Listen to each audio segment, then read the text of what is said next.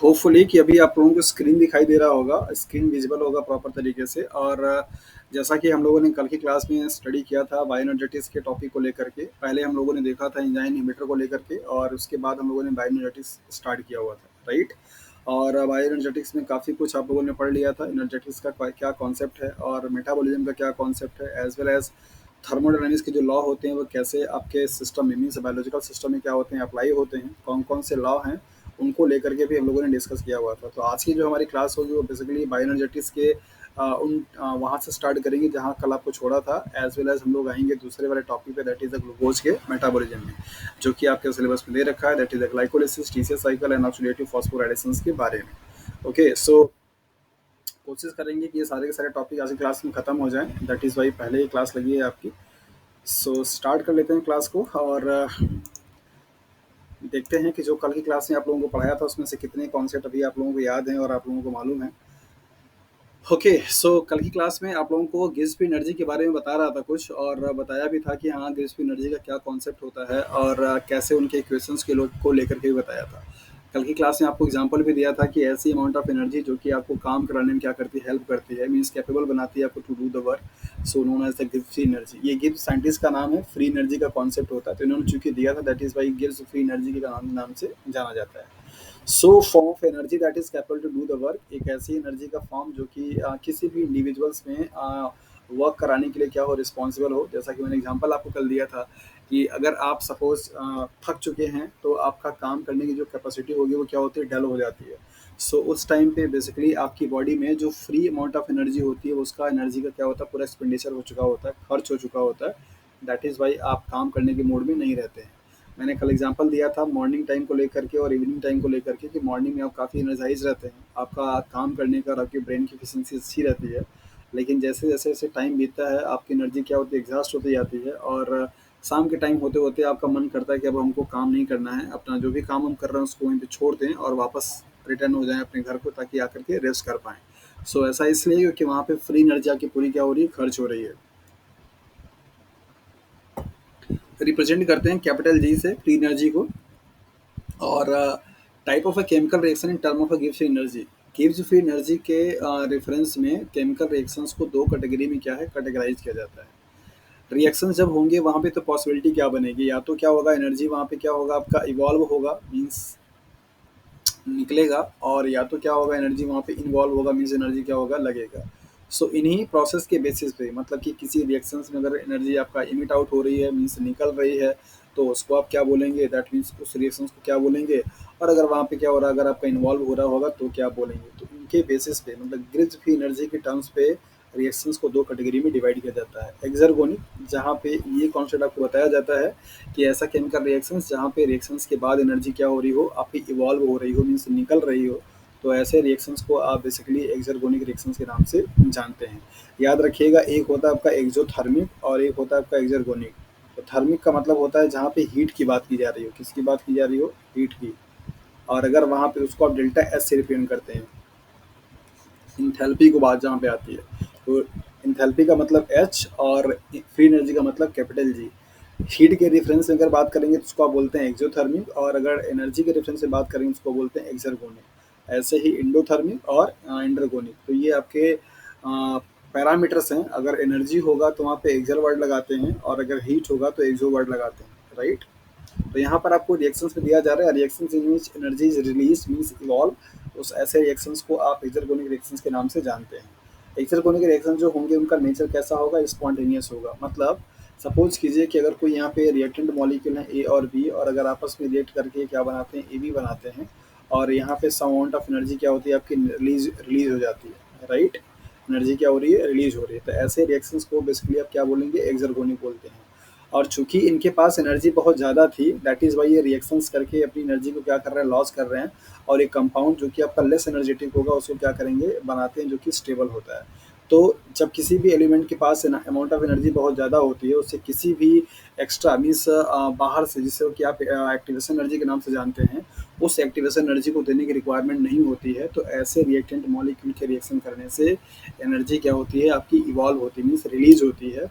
तो उन रिएक्शंस को कराने के लिए किसी भी कंडीशंस की रिक्वायरमेंट नहीं होती, मतलब कि ना वहाँ पे टेम्परेचर देना पड़ता है, ना ही उनको एक्टिवेशन एनर्जी की रिक्वायरमेंट होती है, वो अपने आप से क्या करते हैं, रिएक्ट कर जाते हैं। हाईली रिएक्टिव जो स्पीसीज होते हैं, मॉलिक्यूल होते हैं, उनके जो रिएक्शंस होते हैं उनको बेसिकली आप एक्सर्गोनिक रिएक्शंस के नाम से जानते हैं। तो उनको आप बताते हैं कि यहाँ पे रिएक्शन जब होगा तो वहाँ पे अमाउंट ऑफ एनर्जी क्या होती है, वहाँ पे रिलीज होती है, राइट। तो ऐसा रिएक्शन जहाँ पे अमाउंट ऑफ एनर्जी क्या हो, रिलीज हो, उसको आप बेसिकली बोलेंगे एक्सर्गोनिक। और इसके डेल्टा जी की जो वैल्यू होती है वो क्या होती है, माइनस होती है। क्या होती है, माइनस। तो अगर किसी भी रिएक्शंस में सपोज ये रिएक्शन है और उसके लिए मैंने डेल्टा जी की वैल्यू क्या लिख दिया, यहाँ पे माइनस साइन में लिख दिया, -119 है किलो कैलोरी। तो इस किलो कैलोरी की वैल्यू से आप ये समझ जाइएगा कि यहाँ पे ये रिएक्शन कैसा है, स्पॉन्टेनियस है, और इसके साथ साथ में ये कैसा है, दैट इज एक्सर्गोनिक है। स्पॉन्टेनियस इसलिए क्योंकि ये खुद से हो रहा है, एक्सर्गोनिक इसलिए क्योंकि यहाँ पे एनर्जी क्या हो रही है, इमिट आउट हो रही है। और अगर यही जस्ट उल्टा हो जाए, डेल्टा जी की जो वैल्यू है वो क्या आ जाए, पॉजिटिव साइन में आ जाए, तो यहाँ पे टर्म्स बदल जाएंगे। तब ये कैसा होगा, इंड्यूस्ड रिएक्शंस होगा। अब तक कि उसको कराने के लिए some amount of energy, temperature, कुछ कंडीशंस देना पड़ेगा, और वहाँ पे जो आपका एनर्जी होगी वो क्या होगी, आपकी लगेगी, मीन्स इन्वॉल्व होगी, और डेल्टा जी की साइन जो होगा वो क्या आएगा, पॉजिटिव में आएगा।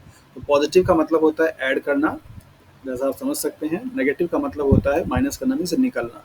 सो एक्सर्गोनिक रिएक्शंस के लिए डेल्टा जी की जो वैल्यू होगी वो क्या होगी, माइनस होगी, और इंटरगोनिक के लिए जो डेल्टा जी की वैल्यू होगी वो क्या होगी, पॉजिटिव होगी। सो एक्सर्गोनिक रिएक्शंस की पहचान क्या क्या होगी, नंबर पहला कि ये रिएक्शंस आपका जो होगा उसमें एनर्जी क्या होगी, आपकी रिलीज होगी, और स्पॉन्टेनियस नेचर का होगा, और डेल्टा जी की जो वैल्यू होगी वो माइनस साइन में होगा। सो नेक्स्ट है आपका इंटरकोनिक, जस्ट इसका अपोजिट, मतलब यहाँ पे एनर्जी क्या होगी, आपकी इन्वॉल्व होगी, मीन्स ऐड होगा, और ये रिएक्शन जो होंगे नॉन स्पॉन्टेनियस होंगे, मतलब इंड्यूस्ड टाइप के होंगे, और इसके लिए डेल्टा जी की वैल्यू क्या होगी, पॉजिटिव होगी। यहाँ पे आपको गैस फ्री एनर्जी का इक्वेशन दिया जा रहा है, जिससे कि आप निकाल सकते हैं। यहाँ पे दे रखा है डेल्टा जी का, डेल्टा का मतलब होता है change in gas free energy, is equal to delta H, means change in enthalpy, minus T delta S, जहाँ पे टी क्या टेम्परेचर है, और डेल्टा एस क्या है, चेंज इन एंट्रोपी है। तो एंट्रोपी का वर्ड आपको कल समझा दिया था आपने, इंथैल्पी का वर्ड आज आपने देख लिया। सॉरी, गिब्स एनर्जी का कंसेप्ट आपने देख लिया। इंथैल्पी को भी समझ लिए कि इंथैल्पी का मतलब क्या होता है। इंथैल्पी का मतलब कंसेप्ट ये बताता है कि किसी भी प्रोसेस में टोटल हीट इवॉल्व या इन्वॉल्व जो हो रही है, हीट के कंटेंट को बेसिकली आप इंथैल्पी के नाम से जानते हैं। तो तीन टर्म आपके पास यहाँ पे आता है, enthalpy, entropy and free energy. इन तीनों ही कॉन्सेप्ट को बहुत अच्छे से समझ लीजिएगा, क्योंकि इन तीनों का ही यूटिलाइजेशन आपको बायोकेमिस्ट्री में आगे चल करके होता रहेगा। एंथैल्पी की बात जहाँ पे होगी उसको आप बताते हैं डेल्टा एच से, एच मीन्स हीट। एंट्रोपी का मतलब होता है that is randomness, means S. और फ्री एनर्जी का मतलब होता है कैपिटल जी। एंथैल्पी का मतलब ये हुआ, कोई भी प्रोसेस हो रही है, कोई भी रिएक्शन अगर बायोलॉजिकल सिस्टम में हो रहा है, या किसी भी सिस्टम में हो रहा है, out of in vitro condition में भी हो रहा है, अगर हीट के रेफरेंस में बात अगर करेंगे तो उस प्रोसेस में लगने वाली या निकलने वाली टोटल अमाउंट ऑफ जो हीट होगा, उस कंटेंट को, मतलब उस अमाउंट ऑफ हीट को आप इंथैल्पी के नाम से जानते हैं। एंट्रोपी का मतलब आपको बताया था, किसी भी सिस्टम का रैंडमनेस मेजरमेंट करता है कि वो कितना सिस्टम आपका रैंडम है और कितना आपका स्टेबल है। जहाँ कहीं पे जिस किसी भी रिएक्शंस में, जिस किसी भी मॉलिक्यूल्स का, जिस किसी भी सिस्टम का एंट्रोपी की वैल्यू ज़्यादा आएगी, उससे ये बात मैसेज जाता है कि वहाँ पे उस सिस्टम का अनस्टेबिलिटी ज़्यादा है, रैंडमनेस ज़्यादा है। जिसकी एंट्रोपी कम होगी उसका स्टेबिलिटी क्या होगा, ज़्यादा, मतलब कम होगा। सो अगर मैं आपसे यहाँ पे पूछूं कि एक सपोज कीजिए 10 ईयर्स ओल्ड क्या है आपका एक लड़का है, और एक 55 ईयर ओल्ड कोई मेल कैंडिडेट है, तो इन दोनों की आपकी जो एंट्रोपी होगी वो किसकी ज़्यादा और किसकी कम होगी, तो क्या बताएंगे आप लोग।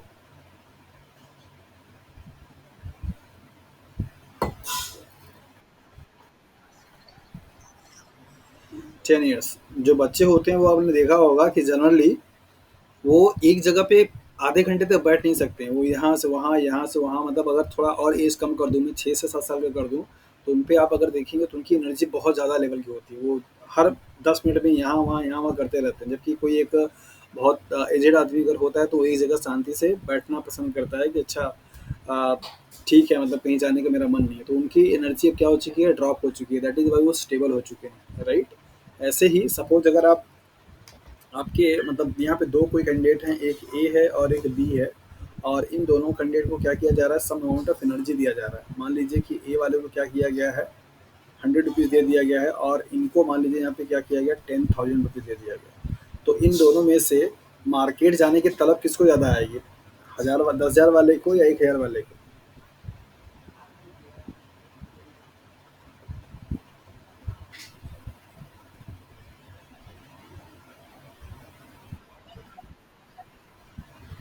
Right, so basically money is a form of entropy, because it's a form of energy. जितना ज़्यादा जिसके पास पैसे होते हैं उसको उतनी ज़्यादा शॉपिंग करने का मन करता है, उसको उतनी ज़्यादा खाने पीने का मन करता है, उसके शौक बढ़ जाते हैं।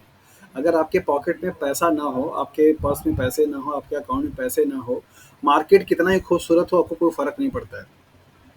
लेकिन अगर आपके पास पैसे हो ना, तो खराब से खराब मार्केट में भी आप जा करके अपने आप को दिखा, मतलब आपका मन होगा कि हाँ वहाँ पे जाएं, कुछ खाने की चीज़ परचेज कर लें या फिर कुछ पहनने का चीज़ कर लें। नहीं मार्केट मिलेगा तो ऑनलाइन पे ही आप आधे घंटे 1 घंटे समय बिताएंगे और कुछ ना कुछ ऑर्डर करके ही आएंगे। खोल लेंगे आप अपना जो भी है, फ्लिपकार्ट है, अमेजन है या मिंत्रा है, जो भी है, कुछ खोलेंगे, कुछ ना कुछ करते करते करते करते आपका ऑर्डर चला ही जाएगा, क्योंकि आपके पास पैसे हैं। आपका पैसा जो है वो आपको अनस्टेबल बनाया हुआ है। आपके दिमाग में ये फितूर है कि हाँ हमारे पास पैसा है, हमको कुछ तो लेना है।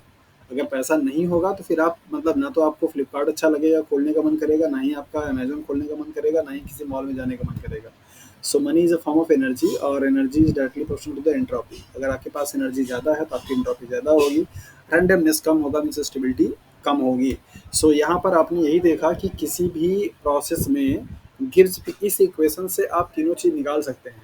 गिब्स पे एनर्जी भी निकाल सकते हैं, एंथैल्पी भी निकाल सकते हैं, एंट्रोपी भी निकाल सकते हैं। ये तीन आपके जो पैरामीटर्स हैं, क्वांटिटी हैं थर्मोडायनामिक्स की, उनमें से कोई आपको दो पता होगा तो तीसरा वाला आप आसानी से निकाल सकते हैं। टेम्परेचर वेरिएबल होता है, दैट इज वाई यहाँ पे डेल्टा का साइन नहीं लगा है। मतलब जैसे नॉर्मली हम लोग रूम टेम्परेचर की बात करते हैं तो हमेशा 50 डिग्री सेल्सियस की बात किया जाता है। सो यहाँ पे कोई चेंजेस नहीं होगा, दैट इज वाई यहाँ पे डेल्टा की वैल्यू नहीं है। जबकि इन पे सब पे क्या डेल्टा की वैल्यू, मतलब चेंज वाली वैल्यू आएगी, उनका चेंजेस डिफरेंसेस निकाला जाता है, तो उसको आप बोलते हैं दैट इज डेल्टा के साइन से। सो यहाँ पे दे रखा है डेल्टा जी बराबर क्या, that is overall change in the system of gives energy. Delta S की बात है, दैट इज इंथैल्पी है, जनरली कैसे आप डिफाइन करते हैं यहाँ पे दिया हुआ है।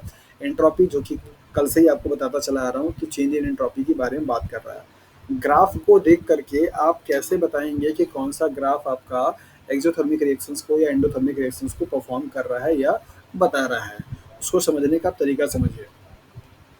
मैंने आपको उस दिन जब एक्टिवेशन एनर्जी का कॉन्सेप्ट पढ़ा रहा था तो आपको आपको मैंने बताया हुआ था कि सारे जो रिएक्टेंट मॉलिक्यूल्स होते हैं उनके पास उतनी सफिशिएंट अमाउंट ऑफ एनर्जी नहीं होती है कि वो किसी भी रिएक्शंस में क्या कर सके, पार्टिसिपेट कर सके।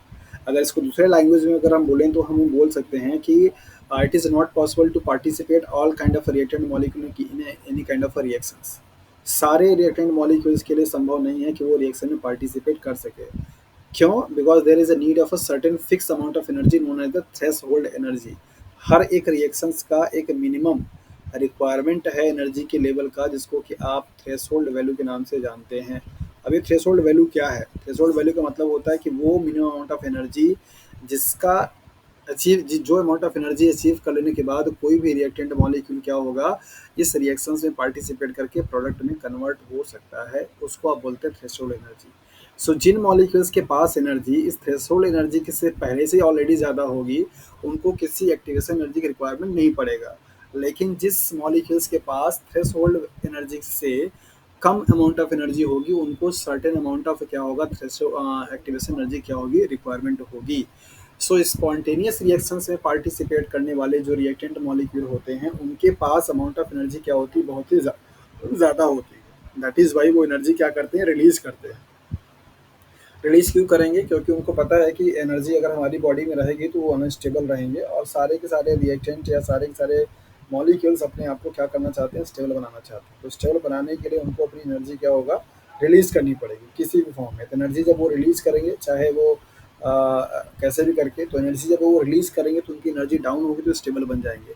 सो प्रोडक्ट का मतलब कि एक्सोथर्मिक रिएक्शंस में या स्पॉन्टेनियस रिएक्शंस में प्रोडक्ट का जो आपका क्या होगा, दैट इज द एनर्जी होगी, वो एनर्जी हमेशा क्या होगी, रिएक्टेंट मॉलिक्यूल से कम होता है, ये आपकी पहचान है। जबकि आपका जो नॉन स्पॉन्टेनियस रिएक्शंस होते हैं, उन नॉन स्पॉन्टेनियस रिएक्शंस में जो आपके रिएक्टेंट मॉलिक्यूल होंगे उनकी एनर्जी लेवल क्या होती है, कम होती है, प्रोडक्ट का एनर्जी लेवल क्या होता है, ज़्यादा होता है। दैट इज़ वाई यहाँ पे आपको लिख रखा है कि एनर्जी यहाँ पे क्या किया गया, ऐड किया गया।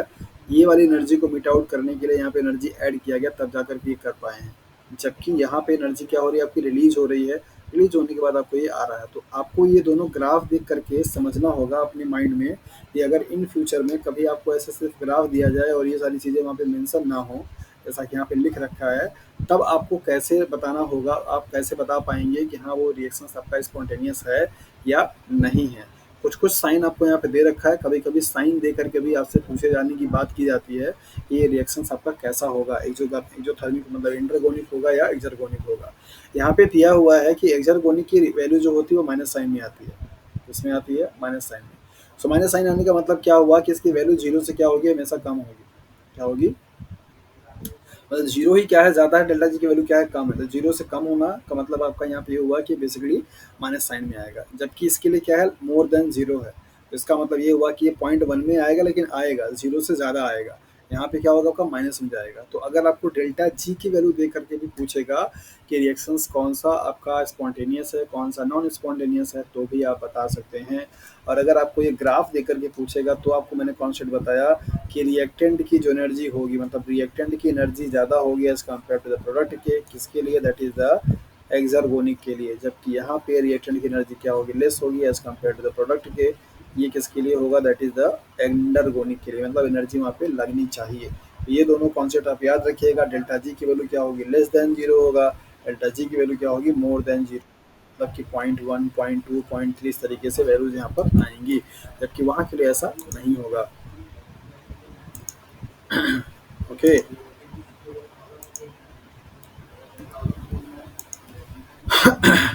सो होपफुली कि अभी कॉन्सेप्ट आपको तीन चीज का क्लियर हो गया होगा। डेल्टा जी का मीन्स गिव्स फ्री एनर्जी का, इंथैल्पी मीन्स डेल्टा एच का, एंट्रोपी मीन्स डेल्टा एस का।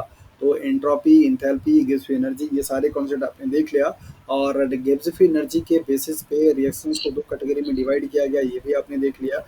उनके बेसिस पे कैसे आप ग्राफ को देख करके प्रेडिक्शन लगाएंगे, या डेल्टा जी के वैल्यू के बेसिस पे कैसे आप बताएंगे यहाँ पे रिएक्शन आपका कैसा हो रहा है। As well as one thing more, delta G की वैल्यू के साइन के बेसिस पे भी आपको बताना होगा कि ये आपका रिएक्शन कैसा होगा। तो इंटरगोनिक के लिए क्या होगा, पॉजिटिव साइन, और एक्सर्गोनिक के लिए क्या होगा, नेगेटिव साइन। तो तीन चीज़ें आपके पास क्लू में है। नंबर पहला डेल्टा जी की वैल्यू को लेकर के, नंबर तीन नंबर डेल्टा जी के साइन को लेकर के, नंबर चार नंबर तीन आपका ये ग्राफ को लेकर के। इन तीन पैरामीटर के बेसिस पे आप आसानी से प्रेडिक्शन लगा पाएंगे कि ये रिएक्शंस कैसा टाइप का है। इसको अच्छे से समझिए। आगे जस्ट आपको अभी कुछ न्यूमेरिकल्स मिलेंगे और आपके न्यूमेरिकल की वैल्यू वैल्यू आपको देख करके बतानी होगी कि ये रिएक्शंस कौन से टाइप का है। ओके। सो नेक्स्ट आपका कॉन्सेप्ट है दैट इज एंथैल्पी, जिसके बारे में चर्चा पहले ही कर दिया हूँ। और एंथैल्पी का मतलब होता हो जाता है that is the total heat evolve और involve in a chemical reaction is known as enthalpy. किसी भी रिएक्शंस में टोटल अमाउंट ऑफ हीट या तो लग रही है या तो निकल रही है, उस हीट के अमाउंट को आप एंथैल्पी के नाम से जानते हैं। इनको आप एच से क्या करते हैं, रिप्रेजेंट करते हैं। एस जहाँ पे बताता है हीट को लेकर के, और इनकी इक्वेशंस हो जाती है that is H equal to U plus P V. यहाँ पे यू क्या है आपका, that is the internal energy है, पी क्या है आपका प्रेशर है, वी क्या है आपका वॉल्यूम है। यहाँ पे आप देख सकते हैं कि बेसिकली जहाँ पे एच क्या है, इंथैल्पी है, यू क्या है, इंटरनल एनर्जी है, पी क्या है, प्रेशर है, वी क्या है, वॉल्यूम है। इंथैल्पी निकालने के लिए, मतलब हीट निकालने के लिए आपके पास इंटरनल एनर्जी, प्रेशर, वॉल्यूम, इन तीनों का कंटेंट आपको पता होना चाहिए। जब भी कभी आपको निकालने का देगा तो आपको ये निकालने के लिए रहेगा। इंथैल्पी के बेसिस पे रिएक्शंस को दो कैटेगरी में डिवाइड किया जाता है। So on the basis of enthalpy, biological reactions or any kind of a chemical reactions can be categorized into two categories, that is the exothermic reactions and endothermic reactions. In case of exothermic reactions, there is a involvement of a heat. That means in the process of exothermic reactions, some certain amount of heat will be evolved, means यहाँ पे release होगी. While in the case of endothermic reactions, there are certain amount of heat will be involved, means added in the reactions. So जब आप enthalpy means heat के reference की बात अगर करते हैं तो उस केसेस में रिएक्शंस को आप एक्सोथर्मिक और एंडोथर्मिक के नाम से जानते हैं। तो यहाँ पे है एक्सोथर्मिक का मतलब reactions in which heat is released is known as an exothermic reaction. जहाँ पे हीट क्या होगा, लग जाए, स्पॉन्टेनियस नेचर होगा। सिमिलरली आपका एक्सर्गोनिक की तरह से यहाँ पे डेल्टा एस की वैल्यू क्या होगी आपकी, माइनस साइन में होगा। जैसा कि आपने वहाँ पे देखा था कि डेल्टा जी की वैल्यू जो होगी वो क्या थी आपकी, माइनस साइन में थी। तो माइनस साइन आपका यहाँ पे डेल्टा जेच के लिए रहेगा और वहाँ पे डेल्टा जी के लिए रहेगा। डेल्टा एच की बात अगर होगी तो बेसिकली वो क्या होगा, दैट इज द एंथैल्पी की बात कहलाएगा। और अगर डेल्टा जी की बात होगी तो वो क्या कहलाएगा, that is the gives energy की बात वो कर रहा होगा। सो सिमिलरली अगर आप यहाँ पे एंडोथर्मिक रिएक्शंस की बात करेंगे तो एक ऐसा रिएक्शंस जहाँ पे हीट क्या होगी, इवॉल्व हो मीन्स इन्वॉल्व होगी, लगेगी, ऐसे रिएक्शंस को आप एंडोथर्मिक रिएक्शंस बोलेंगे। और ये नॉन स्पॉन्टेनियस नेचर होगा, मीन्स इंड्यूस टाइप का रिएक्शंस होगा। और इसके लिए डेल्टा एस की जो वैल्यू होगी वो पॉजिटिव साइन में होगी। ओके, यहाँ पे फिर से आप रिएक्शंस को देख सकते हैं और ग्राफ को देख सकते हैं। इन ग्राफ को लेकर के, इनके साइन को लेकर के, एज वेल एज उनकी वैल्यू को लेकर के आप तीन बेसिस पे बता पाएंगे कि रिएक्शंस आपका एक्सोथर्मिक है या एंडोथर्मिक है। कभी कभी आपको एक्टिवेशन एनर्जी दे करके भी पूछता है कि इनकी वैल्यू के बेसिस पे कि रिएक्शंस कैसा होगा। याद रखिएगा, जो रिएक्शंस आपका एक्सोथर्मिक होगा, एक्सोथर्मिक का मतलब कि जहाँ पे मैंने आपको बताया था, सॉरी, एक्सोथर्मिक का मतलब जहाँ पे मैंने आपको बताया था कि रिएक्टेंट की एनर्जी क्या होगी, आपकी ज़्यादा होगी प्रोडक्ट से। तो इस केस में जो एक्टिवेशन एनर्जी की अमाउंट होगी वो हमेशा क्या होती है, छोटी होती है। और जबकि आपका जो एंडोथर्मिक रिएक्शंस होता है वहाँ पे रिएक्टेंट की एनर्जी या हीट क्या होगा, आपका कम होगा as compare to the product के, राइट। जैसा कि आप यहाँ पे देख पा रहे हैं, रिएक्टेंट आपका यहाँ पे है, प्रोडक्ट आपका यहाँ पे, तो मतलब इसकी एनर्जी लेवल क्या है, ज़्यादा है, ये वाला साइन है आपका। और इसकी एनर्जी लेवल क्या है, कम है। तो चूंकि ऑलरेडी इसके पास एनर्जी था, ये बेस लाइन मान लीजिए अगर आपका ये था, तो यहाँ से लेकर के यहाँ तक इसके पास एनर्जी है। सो सर्टेन अमाउंट ऑफ एनर्जी यहाँ पे क्या है, सिर्फ रिक्वायरमेंट है, जिसको क्या आप एक्टिवेशन एनर्जी के नाम से जानते हैं। जबकि अगर आप यहाँ पे देखें तो ये बेस लाइन है, मीन्स बॉटम लाइन है, रिएक्टेंट आपकी एनर्जी लेवल यहाँ पे है। और एनर्जी का जो बैरियर है, मीन्स रिएक्शन का पार्टिसिपेट करने वाला, वो यहाँ से यहाँ तक का है। तो यहाँ पे एक्टिवेशन एनर्जी की वैल्यू क्या होगी, ज़्यादा होगी। तो जिस किसी भी केस में एक्टिवेशन एनर्जी की वैल्यू का वैल्यू ज़्यादा होगा, उसको आप समझना कि वहाँ पे हीट या एनर्जी क्या हो रही है, लग रही है। और वो रिएक्शन या तो क्या होगा, दैट इज द एंडोथर्मिक होगा या इंटरगोनिक होगा। और दूसरा चीज़ यहाँ पे ये भी आप देख सकते हैं कि जहाँ पे डेल्टा एच की वैल्यू क्या होगी, पॉजिटिव साइन में होगा। पॉजिटिव साइन का मतलब क्या हुआ, डेल्टा एच की वैल्यू अगर आप जीरो से रिप्रेजेंट करेंगे तो क्या होगा, मोर देन जीरो होगा इसके लिए। जबकि इसके लिए क्या होगा, डेल्टा एच की वैल्यू क्या होगी, लेस देन जीरो होगा। और इसके लिए साइन क्या होगा, डेल्टा एच का क्या होगा, that is the minus sign में होगा। इसके लिए डेल्टा एच के साइन क्या होगा, that is the positive sign में होगा, राइट। एक्टिवेशन एनर्जी क्या होगी आपकी, यहाँ पे बोल सकते हैं मोर बोल सकते हैं, लार्ज बोल सकते हैं। जबकि यहाँ पे एक्टिवेशन एनर्जी मीन्स ए ई की वैल्यू क्या होगी, आपकी लेस होगी, कम होगी। ये सारे पहचान हैं। और ग्राफ को भी आप देख कर यहाँ बता पाएंगे कि जहाँ पे रिएक्टेंट का वैल्यू क्या हो आपका, एनर्जी का हीट की वैल्यू क्या हो, ज़्यादा हो, और प्रोडक्ट का आपका कम हो, तो उसको आप क्या बोलेंगे, दैट इज द एक्सर्गोनिक बोलेंगे या एक्सोथर्मिक बोलेंगे।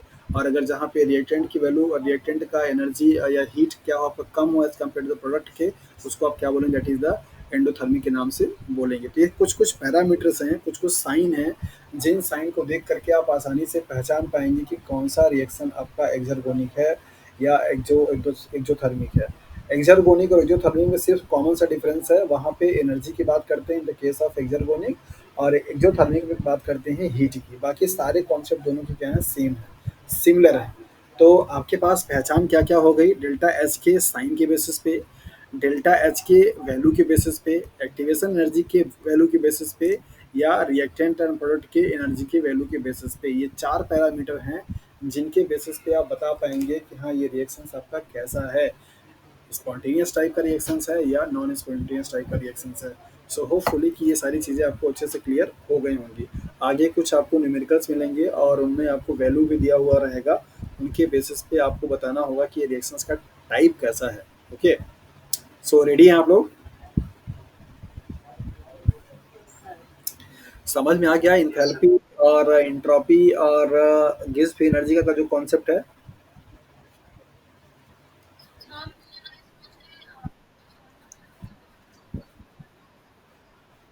बताइए।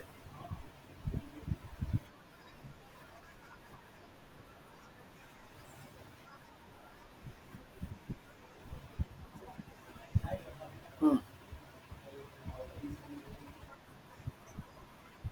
हाँ हाँ बिल्कुल। हाँ, रिएक्टेंट की एनर्जी अगर ज़्यादा होगी तो वहाँ पे एनर्जी रिलीज होगा और प्रोडक्ट की एनर्जी कम होगी। ऐसे रिएक्शंस को आप एक्सोथर्मिक या एक्सर्गोनिक बोलते हैं।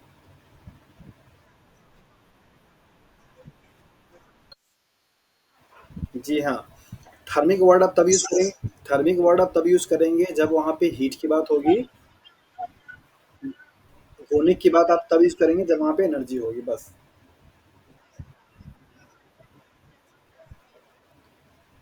मतलब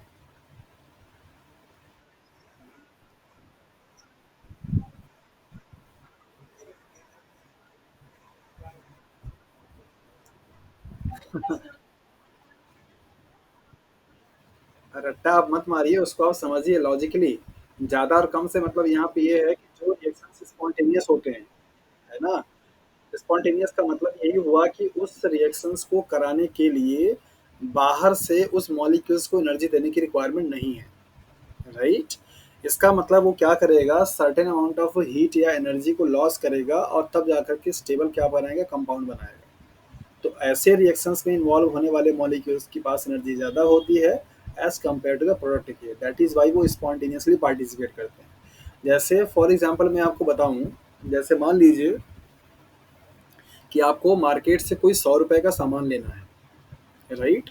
और आपके पास जो पैसा है वो मान लीजिए 200 रुपये है। तो क्या आपको उस सामान को परचेस करने के लिए किसी दूसरे आदमी से संपर्क करने की जरूरत पड़ेगी?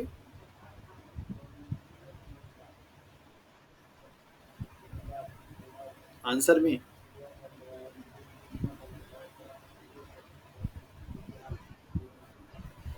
अभी सुनाई दिया। मैंने सवाल आपसे किया कि मान लीजिए कोई एक ऑब्जेक्ट आप मार्केट से परचेस करना चाहते हैं, उसकी प्राइस है 100 रुपये, और आपके पास अपना आपका बजट है 200 रुपये। तो क्या आपको उस सामान को परचेस करने के लिए किसी दूसरे आदमी से पैसे के लिए बात करना की जरूरत पड़ेगी? है ना? लेकिन अगर मान लीजिए किसी किसी भी सामान का दाम 500 रुपये है और आपके पास बजट सिर्फ 200 रुपये का है, फिर तो वो सामान आप खरीदने में कैपेबल नहीं है। फिर तो किसी की आपको हेल्प लेनी पड़ेगी, अपने फ्रेंड से बात करना पड़ेगा कि हाँ मुझे 300 रुपये की जरूरत है, अगर आप दे दोगे तो मेरा काम हो जाएगा। सो नॉन स्पॉन्टेनियस रिएक्शंस का मतलब वही है कि रिएक्टेंट मॉलिक्यूल्स के पास एनर्जी बहुत कम है, उनको उस रिएक्शन में पार्टिसिपेट करने के लिए एनर्जी की रिक्वायरमेंट बहुत ज़्यादा है। सो वो एनर्जी क्या होती है, बाहर से दी जाती है। इसलिए आप बोलते हैं कि एनर्जी वहाँ पे इवॉल्व हो रही है, मतलब इन्वॉल्व हो रही है। जबकि स्पॉन्टेनियस वाले में उनके पास एनर्जी ऑलरेडी बहुत ज़्यादा है, उनको देने की जरूरत नहीं है। दैट इज़ वाई वो ऑलरेडी रिएक्शंस कर रहे हैं। चलिए, ओके। सो हाँ,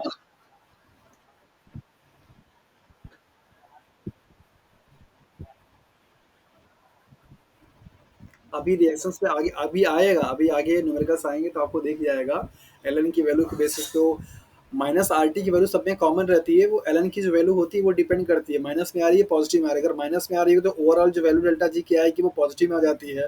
और अगर वो प्लस में आ रहा होगा तो फिर डिपेंड करेगा कि जो प्लस की वैल्यू है और जो आर टी की वैल्यू है उन दोनों में कौन डिफरेंस है, क्योंकि माइनस माइनस का मल्टीप्लाई होगा तो प्लस हो जाएगा, और माइनस प्लस का मल्टीप्लाई होगा तो डिपेंड करेगा कि कौन सी वैल्यू ज़्यादा है।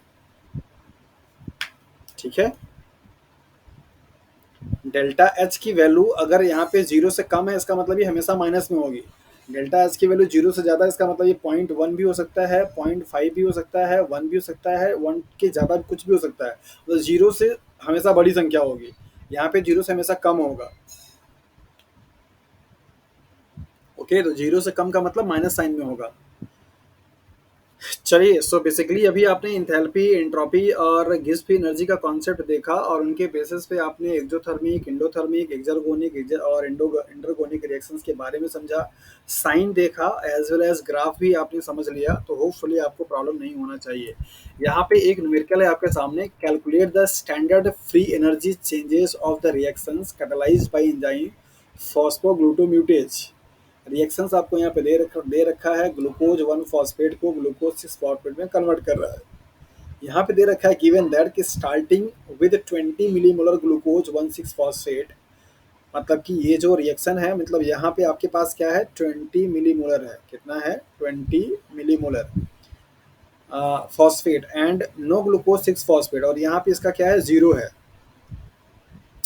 The final equilibrium mixture at 25 degree Celsius and pH 7 contain 1 millimolar of glucose, मतलब कि ये अब ये फाइनल जब रिएक्शन हो रहा है तो इसकी वैल्यू कितनी हो जा रही है, 1 मिलीमोलर। कितनी हो जा रही है, 1 मिलीमोलर। सो ग्लूकोज 6 फॉस्फेट की वैल्यू कितनी हो जा रही है, दैट इज द 19 मिलीमोलर। ये किसका है, ग्लूकोज 6 फॉस्फेट का, और ये किसका है, ग्लूकोज 1 फॉस्फेट का। कब? जब आपका रिएक्शन किस पे आ रहा है, फाइनली आ जा रहा है, मतलब इक्विलिब्रियम पे पहुंच जा रहा है, जब रिएक्शंस आपके हो चुके हैं। स्टार्टिंग में यहाँ पे क्या था, 20 था, यहाँ पे क्या था, 0 मिलीमोलर था, राइट। लेकिन रिएक्शन जब हुआ तो आपका इस तरीके से बन गया। So does the reaction in the direction of a glucose 6 phosphate formation proceed with the loss or gain of a free energy। पूछ रहा है कि इस डायरेक्शन से यहाँ की तरफ रिएक्शन जो प्रोसीड हो रहा है, उस रिएक्शन में जो परफॉर्म हो रहा है वहाँ पे एनर्जी क्या लॉस होगी या गेन होगा, ये आपको क्या है बताना है। अगर लॉस होगा तो क्या होगा, गेन होगा तो क्या होगा। तो आपके पास इक्विलिब्रियम कांस्टेंट निकालने का फॉर्मूला होता है, दैट इज द जो भी आपका क्या होगा, रिएक्टेंट मॉलिक्यूल्स होते हैं, मीन्स आर का concentration divide by, sorry, product का कंसंट्रेशन डिवाइड बाई रिएक्टेंट का कंसंट्रेशन। इनसे आप क्या निकालते हैं, के ई की वैल्यू निकालते हैं, मतलब इक्विलिब्रियम कांस्टेंट।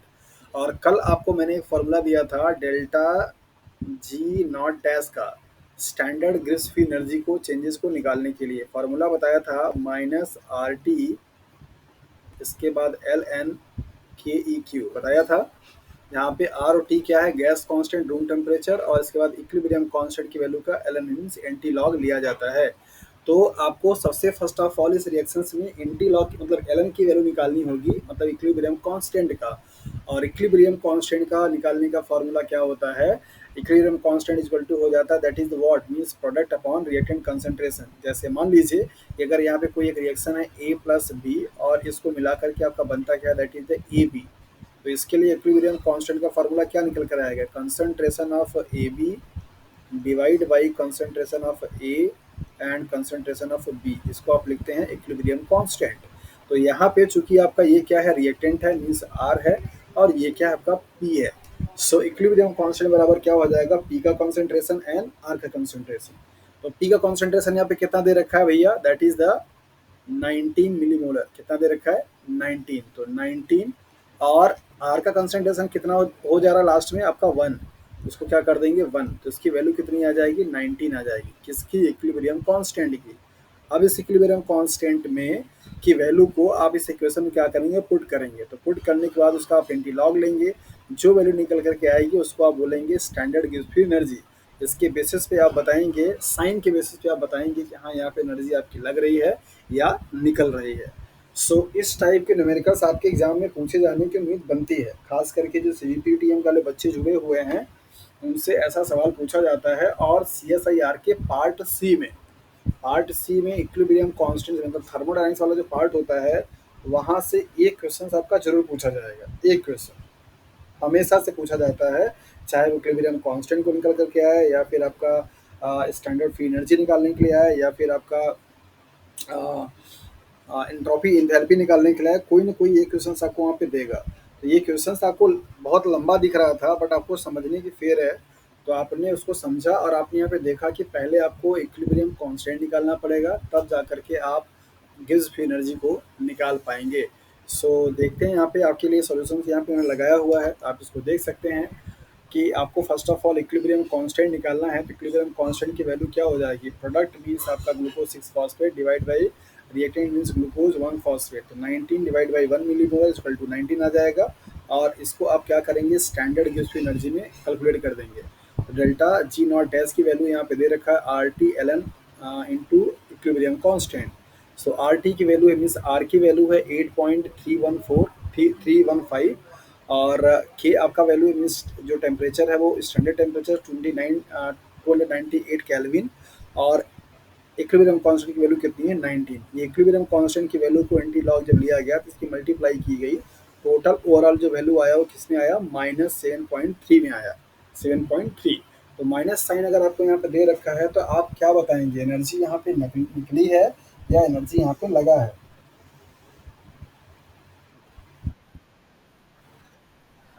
और ये रिएक्शन कैसा होगा। तो आपके सवाल का आंसर क्या हुआ यहाँ पे, कि यहाँ पे पूछ रहा है कि लॉस हुआ है या गेन हुआ है। तो रिलीज होने का मतलब क्या हुआ, ये लॉस हुआ।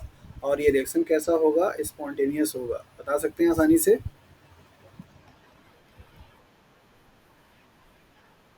एलन LN19 को निकालने के लिए इस क्लास में आपको नहीं समझा सकता, क्योंकि एंटी लॉग निकालने के लिए आपके पास एंटी लॉग टेबल होना चाहिए, राइट। और उसको निकालने का फॉर्मूला अलग होता है, उसको आप थोड़ा अपना एफर्ट लगाइए, उसको सीखिए कि आप लॉग और एंटी लॉग कैसे निकालते हैं। अगर आपने 12th क्लास की केमिस्ट्री पढ़ी है या पढ़ाई है तो आपको निकालने आते से आता रहना चाहिए।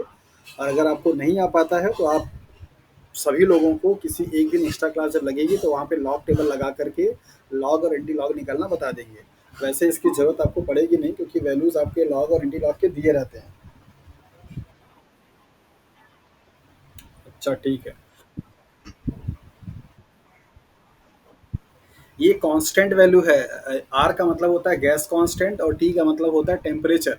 टेम्परेचर यहाँ पे आपका रूम टेम्परेचर लिया गया है, और गैस कांस्टेंट की वैल्यू 8.315 होती है। ओके। टेम्परेचर यहाँ पे 25 दिया हुआ है, इसी को आप बोलते हैं रूम टेम्परेचर। अगर टेम्परेचर नहीं भी मेंशन किया रहेगा तब भी आप आरटी की वैल्यू लेके चलते हैं, रूम टेम्परेचर की वैल्यू लेके चलते हैं। मेंशन अगर किया हुआ है तो आप उसको लेके चलते हैं, लेकिन चूंकि केल्विन क्या है, टेम्परेचर का एसआई यूनिट होता है, तो आपको अगर सेल्सियस में दे रखा होता है तो आपको पहले कन्वर्ट करना पड़ेगा केल्विन में। और उसको कन्वर्ट करने के लिए आपको मतलब कि ऐड करना पड़ता है या माइनस करना पड़ता है। आपको मालूम है कि 1 डिग्री सेल्सियस इक्वल टू कितना होता है? हाँ जी।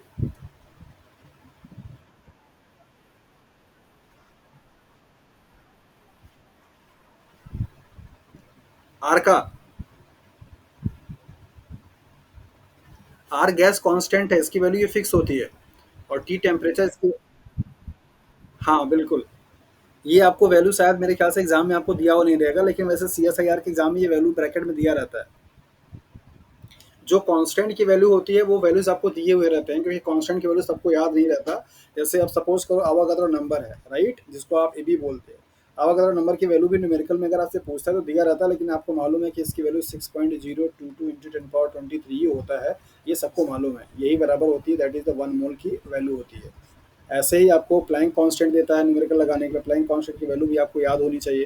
जब भी आप न्यूमेरिकल लगाते हो तो वैल्यू याद हो जाती है, अदरवाइज दिया रहता है ज़्यादातर केसेस में कांस्टेंट की वैल्यूज़ को। ओके। चलिए, तो आपने यहाँ पे देखा कि किस तरीके से आप उसके बेसिस पे बता पाएंगे कि हाँ हाँ कौन सा रिएक्शन आपका स्पॉन्टेनियस है और कौन सा रिएक्शन आपका नॉन स्पॉन्टेनियस है।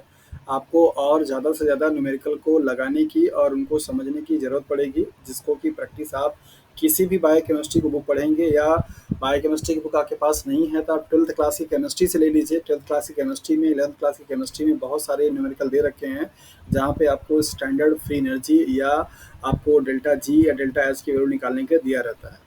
11th क्लास की केमिस्ट्री में थर्मोडायनामिक्स एक चैप्टर है, उस चैप्टर को आप पढ़िए और वहाँ से आप न्यूमेरिकल लगाइए।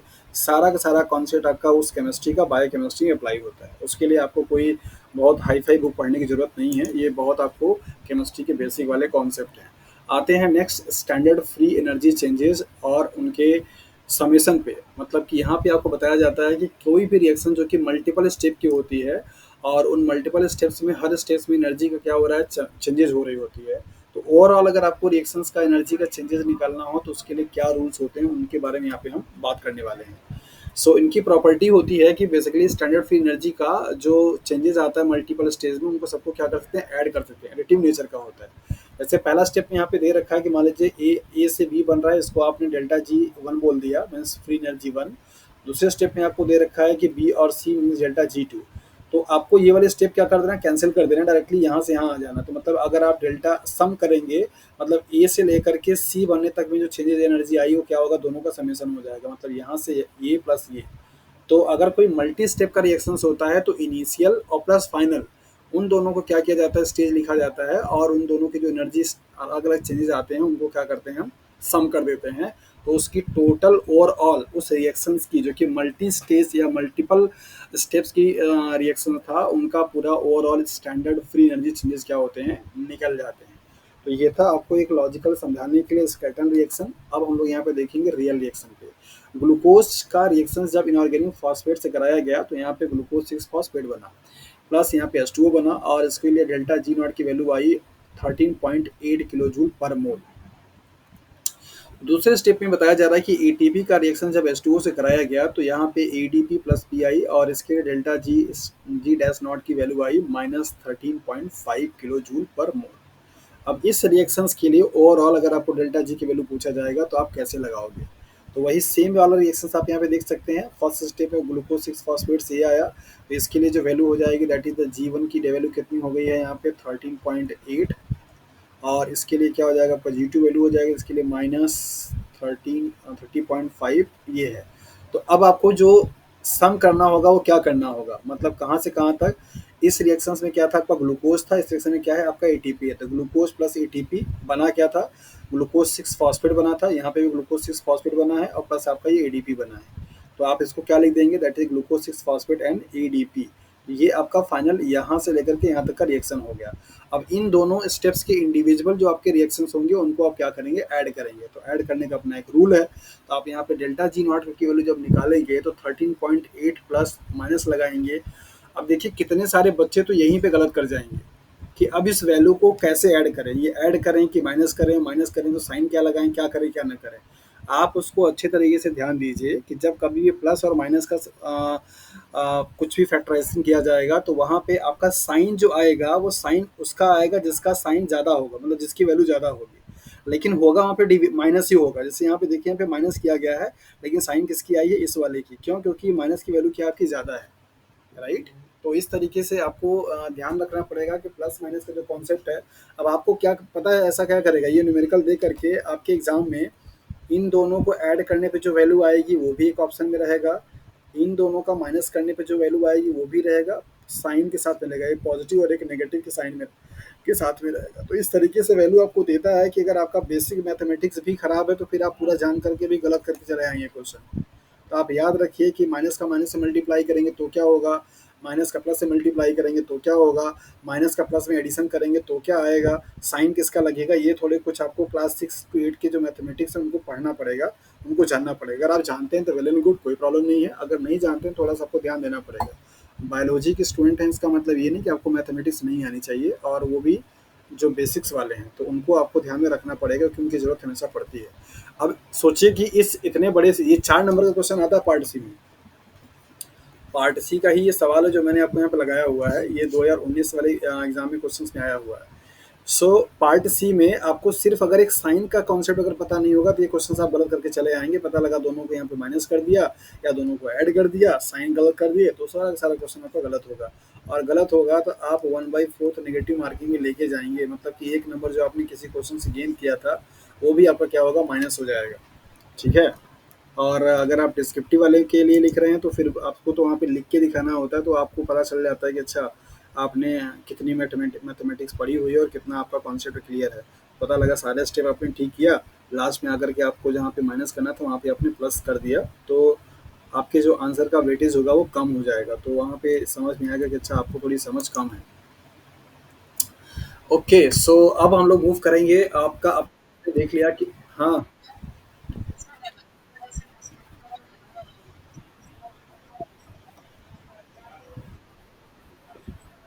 न्यूमेरिकल आपका जो आएगा ना वो जैसे जो लॉन्ग वाले क्वेश्चंस होते हैं उनमें सेक्शन दिया रहता है ABC करके। जैसे मान लीजिए जो आपका 40 नंबर का क्वेश्चन है या 30 नंबर वाला जो क्वेश्चन है उसमें पार्ट आपको ABC करके दिया रहेगा। तो न्यूमेरिकल का वेटेज 10 मार्क्स तक का हो सकता है।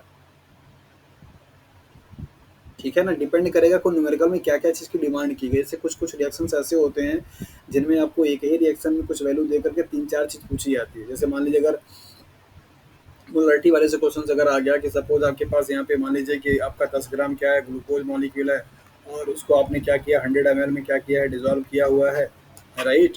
और तो इस पूरे सॉल्यूशंस में आपका नंबर ऑफ ग्लूकोज मॉलिक्यूल कितने होंगे, राइट। इसका परसेंटेज, ये सॉल्यूशन जो बनेगा कितने परसेंट का बनेगा। इस तरीके से आपसे न्यूमेरिकल जब पूछे जाएंगे तो फिर आपका वहाँ पे डिमांड, मतलब उसके वेटेज थोड़े बढ़ जाते हैं, है ना। तो वो डिपेंड करेगा कि क्वेश्चंस क्या आपसे पूछा जा रहा है। ये आप याद रखिए।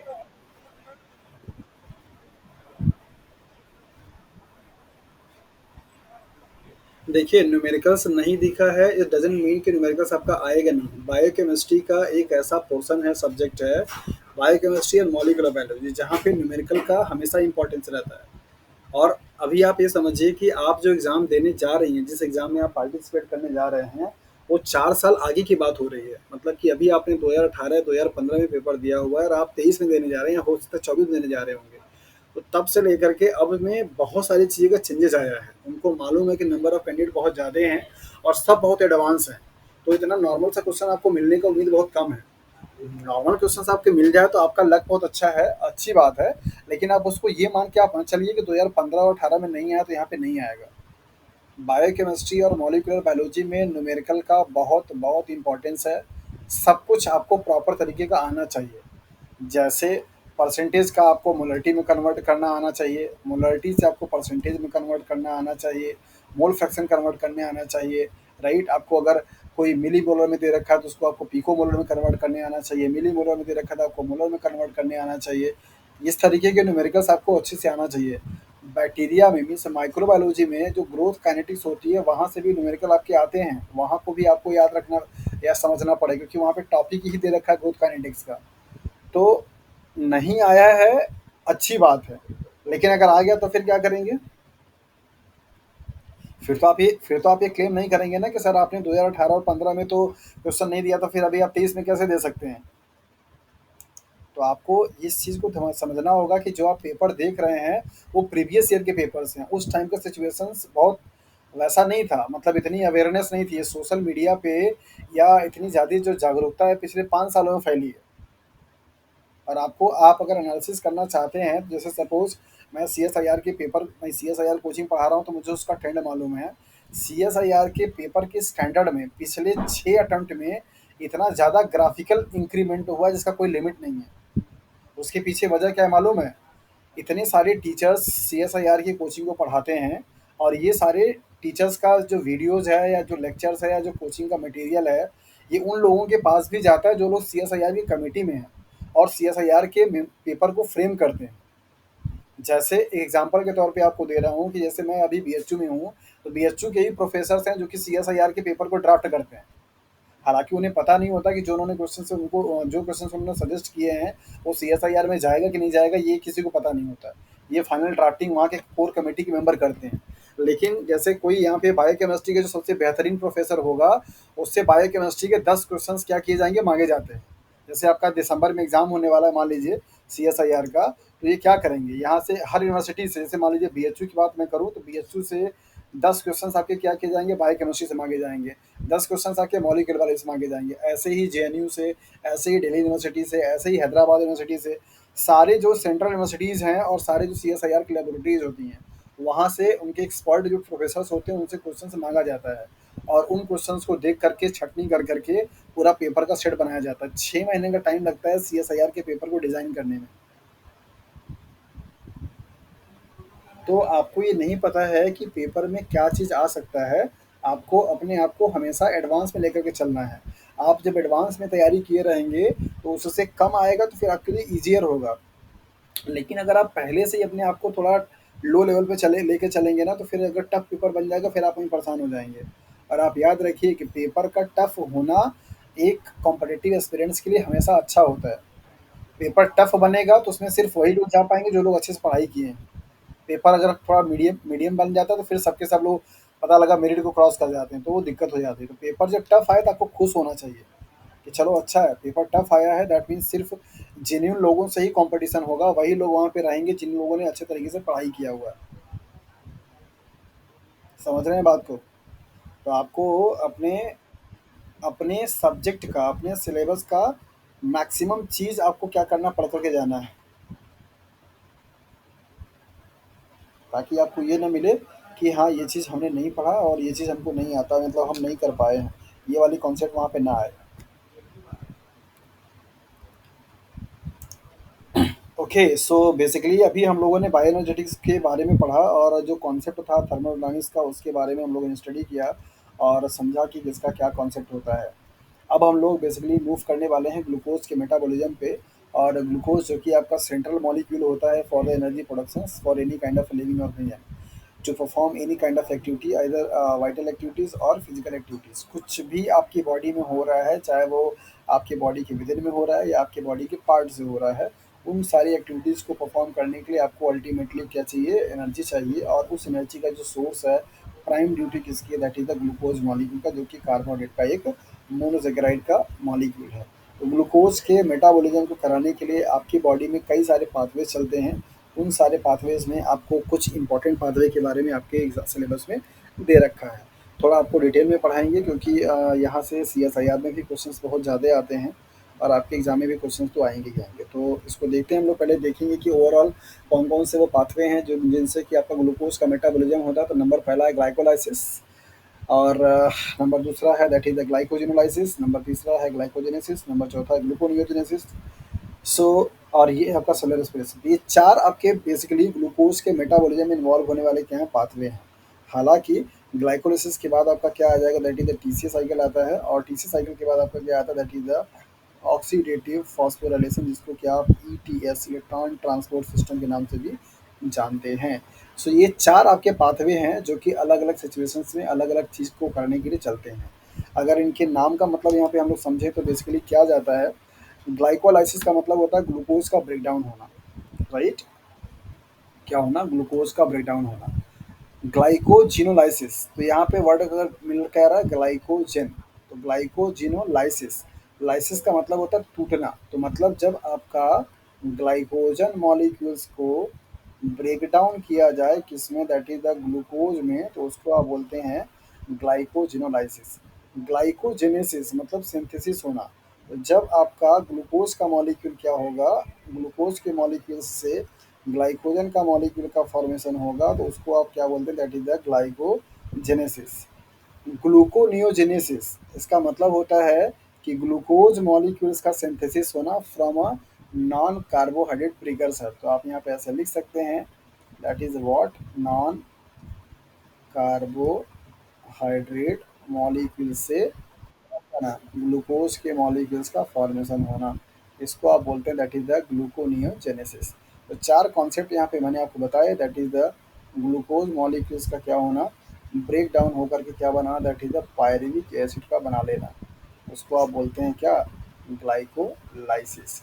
So there are four metabolic pathway for the glucose metabolism, that is the glycolysis, glycogenolysis, glycogenesis and gluconeogenesis. Glycolysis means that is the process of breakdown of glucose into the pyruvic acid. Glycogenolysis means breakdown of glucose into the glycogen into the glucose, and glycogenesis means that is the synthesis of a glycogen molecule from the glucose molecule. And gluconeogenesis means what? That is the synthesis of a glucose molecules from a non-carbohydrate sources. Non carbohydrate का मतलब क्या हुआ कि वो molecules आपके कार्बोरेट नहीं होंगे, like जब का हो सकता है कि कोई अमाइनो एसिड हो, कोई प्रोटीन हो, कोई फैट का डिराइव मॉलिक्यूल हो, उन सभी से अगर बनता होगा तो उसको आप क्या बोलेंगे, that is the gluconeogenesis. Neo means नया, जेनेसिस मीन्स बनना, ग्लूकोज मीन्स ग्लूकोज।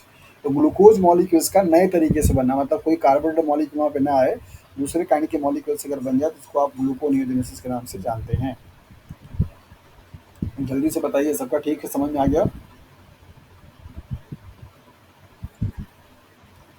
ये चारों जो कॉन्सेप्ट हैं वो कॉन्सेप्ट आपको समझ आया कि नहीं, पक्का है।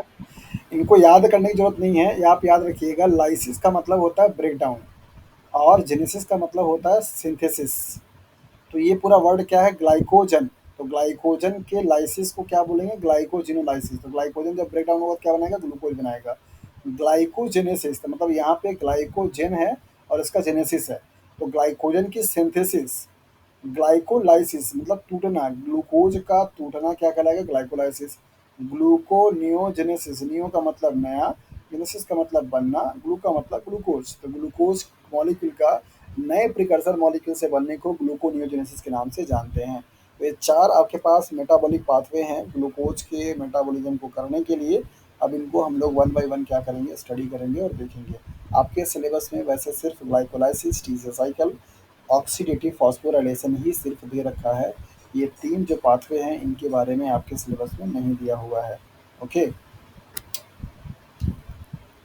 ओके। रेस्पिरेशन, अगर हम लोग सेलुलर लेवल पर बात करें, जिसको क्या आप सेलुलर रेस्पिरेशन के नाम से जानते हैं, जिसका कॉन्सेप्ट क्या होता है। अगर आप नॉर्मली अगर ह्यूमन फिजियोलॉजी थोड़ा बहुत अगर आपने पढ़ा हुआ तो उसको आप यहाँ पे देखिए। तो मान के चलिए कि अगर फॉर एग्जांपल आपने क्या किया, नॉस्ट्रिल से यहाँ पे एयर लिया तो इस एयर में मतलब आपका क्या दैट इज़ ऑक्सीजन मॉलिक्यूल है, ये आता है कहाँ पर आपका दैट इज़ लंग्स में। और लंग्स में आने के बाद आपका क्या होता है यहाँ पे चूँकि एल्वियोलाई होती हैं, ये ट्रकिया होता है आपका, यहाँ पे ट्रकिया में से ढेर सारे सैक होते हैं, एल्वियोलाई से आप बोलते हैं, यहाँ पे O2 मॉलिक्यूल क्या होता है रिलीज़ हो जाता है। और यहाँ पे पूरा का पूरा आपका क्या है ब्लड सेल्स होती हैं, क्या होता है ब्लड सेल्स होता है, राइट। ये ब्लड सेल्स क्या करेगा O2 मॉलिक्यूल को क्या करता है बाइंड करता है। अब ये O2 मॉलिक्यूल क्या करेगा लेकर जाएगा कहाँ पे आपके हार्ट में, कहाँ पे जाएगा और हार्ट में कैसे लेके जाएगा, ये आपका है that is the left auricle, left ventricle, right auricle और राइट वेंट्रिकल। तो एंट्री आपकी कहाँ से होगी, यहाँ से होगी, इस वाले पोर्शन से।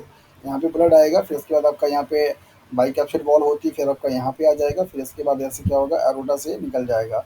और एरोटा क्या करेगा पूरा का पूरा बॉडी में प्योर जो ऑक्सीजनेटेड वाला ब्लड आपका होता है उसको क्या करता है सप्लाई करता है। सप्लाई करेगा सारे कहाँ पे ऑर्गन्स में, जहाँ पे कहीं आपके सेल्स होंगे। और सेल्स में चूंकि मेटाबॉलिज्म होता रहता है तो वहाँ पे ऑक्सीजन क्या होगा आपका पिकअप किया जाएगा और CO2 मॉलिक्यूल्स क्या होगी आपकी रिलीज हो जाएगी। CO2 मॉलिक्यूल फिर से क्या होगी आपके ब्लड में आ जाएगी और ब्लड में CO2 मॉलिक्यूल कंटेन करने वाला जो ब्लड होगा कहाँ पे आएगा यहाँ पर आएगा। और इस तरीके से राइट हैंड साइड में यहाँ पर आएगा, फिर उसके बाद आपका यहाँ पर आएगा, फिर यहाँ से होता हुआ कहाँ पे चला जाएगा पल्मोनरी आर्टरीज से फिर से आपका लंग्स में चला जाएगा। और लंग्स जब जाएगा तो यहाँ पे CO2 मॉलिक्यूल से कंटेन किया हुआ ये फिर से आपका क्या होगा यहाँ पे बाहर निकल जाएगा इस तरीके से। जब भी हम आप सांस लेते हैं रेस्पिरेशन करते हैं तो इंस्पिरेशन और एक्सपिरेशन की जो प्रोसेस होती है, मतलब सांस लेने के टाइम पे आपने क्या किया ऑक्सीजन को लिया और वो ऑक्सीजन पूरा का पूरा आपका होता हुआ ऐसे करते करते यहाँ आया और फिर CO2 मॉलिक्यूल्स को आपने क्या किया छोड़ दिया। आपके बॉडी के लेवल में आपके बॉडी पे सेल लेवल पे क्या क्या काम हो रहा है, ये ऑक्सीजन आपका पहले लंग्स में जाएगा, लंग्स से फिर आपका हार्ट में जाएगा, हार्ट से फिर पूरा पूरे बॉडी के ऑर्गन्स एंड टिश्यू लेवल पे जाएगा और वहाँ पे CO2 मॉलिक्यूल्स आपका रिलीज होगा। CO2 मॉलिक्यूल्स को पिकअप करेगा, पिकअप करने के बाद फिर से आपका हार्ट में आएगा, हार्ट से फिर से लंग्स में जाएगा, लंग्स से फिर से ये बाहर निकलेगा। ये सारी चीज़ें आपकी क्या होती हैं होती रहती हैं। तो सेल लेवल पे अगर आप रेस्पिरेशंस की बात करते हैं तो वहाँ पे आपको क्या दिखता है, आपको यही दिखता है कि रेस्पिरेशंस का जो मेन मोटिव है वो क्या है, टू सप्लाई द ऑक्सीजन। और ऑक्सीजन हमारी बॉडी को रिक्वायरमेंट क्यों है, क्यों हमें ऑक्सीजन चाहिए, अगर ऑक्सीजन हमको नहीं मिलेगा तो फिर क्या प्रॉब्लम हो जाएगी। तो आप यहाँ पे उसके लिए बता सकते हैं कि ऑक्सीजन जो है वो हमारे मॉलिक्यूल हमारी बॉडी में ऑक्सीडेशंस करने के लिए रिक्वायरमेंट है, क्योंकि ऑक्सीडेशन होगा तभी फूड मॉलिक्यूल्स क्या होंगे ब्रेक डाउन होंगे और उनके जो मॉलिक्यूल्स हैं जिसे आप बायो मॉलिक्यूल्स के नाम से जानते हैं उनका क्या होगा ऑक्सीडेशन होगा। और ऑक्सीडेशन जब होगा तो बॉन्ड ब्रेकआउट होंगे और बॉन्ड ब्रेकआउट होगा तो क्या निकलेगी that is the ATP means energy का रिलीजिंग होगा। तो अल्टीमेटली रेस्पिरेशन का मतलब कि रेस्पिरेशन दो तरीके का, एक फिजिकल रेस्पिरेशन और एक सेलुलर रेस्पिरेशन। सेलुलर रेस्पिरेशन की अगर हम लोग बात करेंगे तो उसका मेन मोटिव यही होता है कि आपके सारे बॉडी के टिश्यूज एंड सेल्स में क्या पहुंचाना दैट इज द ऑक्सीजन को पहुंचाना और CO2 मॉलिक्यूल्स को वहाँ से रिसीव करना। और ये ऑक्सीजन का लेना ऑक्सीजन का छोड़ना, CO2 का लेना CO2 का छोड़ना, ये सब कुछ आपका डिपेंड किस पे करता है दैट इज द प्रेशर पे, किस पे दैट इज द प्रेशर पे। आपको मालूम है कि जब भी आप सांस लेते हैं तो यहाँ पे जो लंग्स वाला एरिया होता है इस लंग्स में आपका ऑक्सीजन का प्रेशर क्या होता है ज़्यादा होता है। जबकि अगर आप सेल्स की बात करेंगे तो यहाँ पे सेल्स में जो आपका CO2 का प्रेशर होता है वो क्या होता है आपका ज़्यादा होता है। So that is Y blood cells जो होती हैं वहाँ पे CO2 मॉलिक्यूल सेल्स में क्या होता है प्रेशर ज़्यादा होता है, इसलिए इससे बाइंड कर जाता है ब्लड सेल्स से। जबकि यहाँ पे लंग्स में आपका क्या होता है ऑक्सीजन से बाइंड करता है। तो जहाँ प्रेशर ज़्यादा होगा जिस वाले मॉलिक्यूल्स का उससे क्या करेगा बाइंड करेगा, जिसका प्रेशर कम होगा उसको क्या करेगा रिलीज कर देता है। तो लंग्स में सारे के सारे ब्लड आपके ऑक्सीजनेटेड फॉर्म में रहते हैं, जबकि सेल्स में मतलब टिश्यूज़ में ऑर्गन्स में आपका CO2 मॉलिक्यूल्स निकल रहा होता है by the process of respiration. और उस CO2 मॉलिक्यूल्स का प्रेशर ज़्यादा होने की वजह से जैसे ही आपका ब्लड सेल्स के पास पहुंचता है तो ऑक्सीजन को क्या करता है रिलीज कर देता है, CO2 मॉलिक्यूल्स को पिकअप कर लेता है। ओके, तो ये बात समझ में आई कि यहाँ पे ये सेलुलर रेस्पिरेशन का क्या सिग्निफिकेंस है।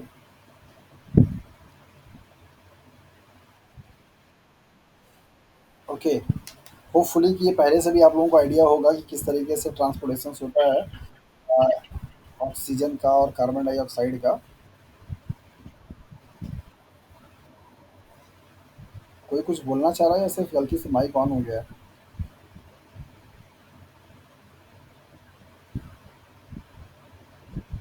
अच्छा, मुझे लगा कि कोई कुछ बोलना चाह रहा है।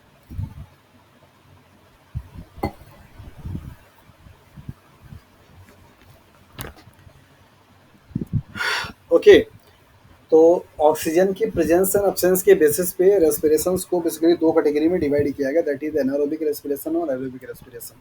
तो इनके जो बेसिक डेफिनेशंस हैं हम उनकी बात यहाँ पे नहीं करने वाले हैं, हम लोग बात करेंगे मेटाबॉलिज्म के रेफरेंसेस में।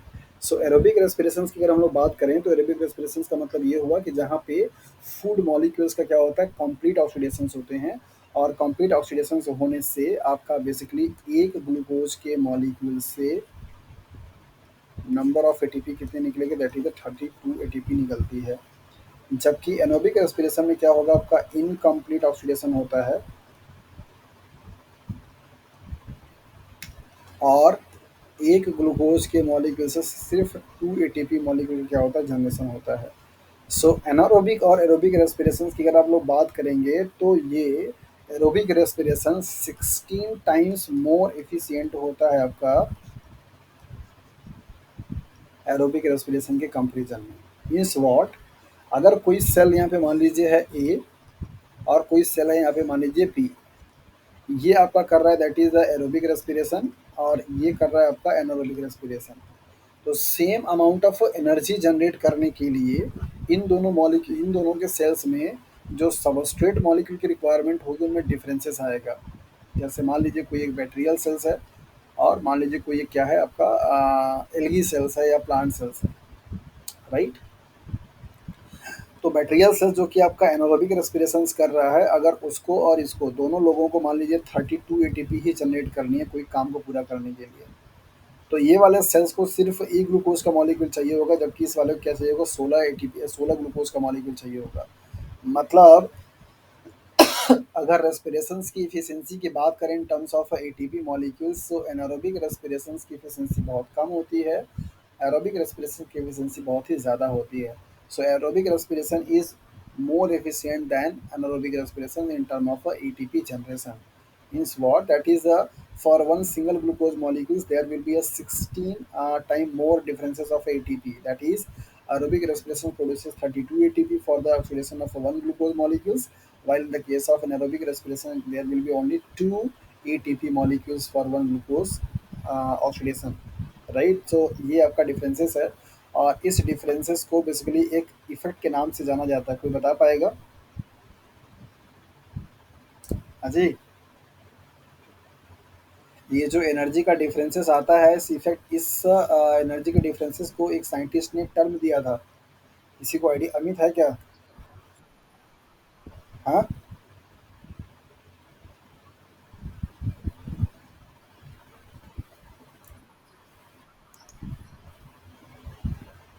कहाँ है ये लड़का, क्या जी अमित? बताओ, बैक्टीरिया और यूकेरियोटिक सेल्स के एनर्जी में जो डिफरेंसेस आता है एटीपी के जनरेशन को लेकर के, इसको एक साइंटिस्ट ने टर्म दिया था, क्या कहते हैं उसको?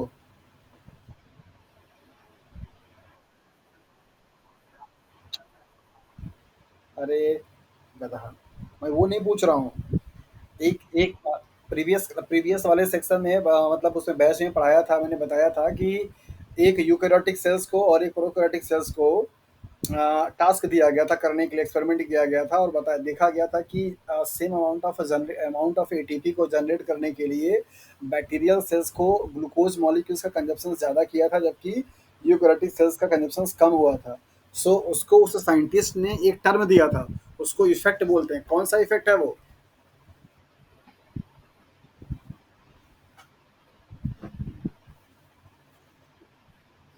गलत बात है ये। कैसे याद नहीं आ रहा, भूल गए सब? पढ़ाया लिखा से सफा। हम ऑप्शन क्या दें जी? और कोई किसी को आइडिया है कुछ, कोई बताना चाहेगा? हाँ जी।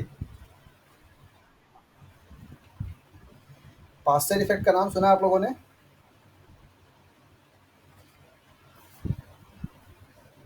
बताइए भाई। मैंने बोला तो पास्चर इफेक्ट का नाम सुना है आप लोगों ने?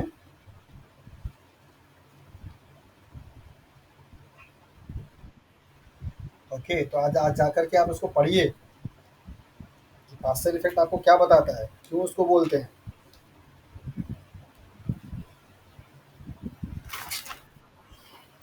ऐसे कैसे हो सकता है कि इतना सारा पढ़ाई आप लोगों ने कर लिया। PASTURE। यस। चलिए, ये आप लोगों पे छोड़ दे रहा हूँ और इसके बाद आप लोग बताएंगे कल की क्लास में। ठीक है ना?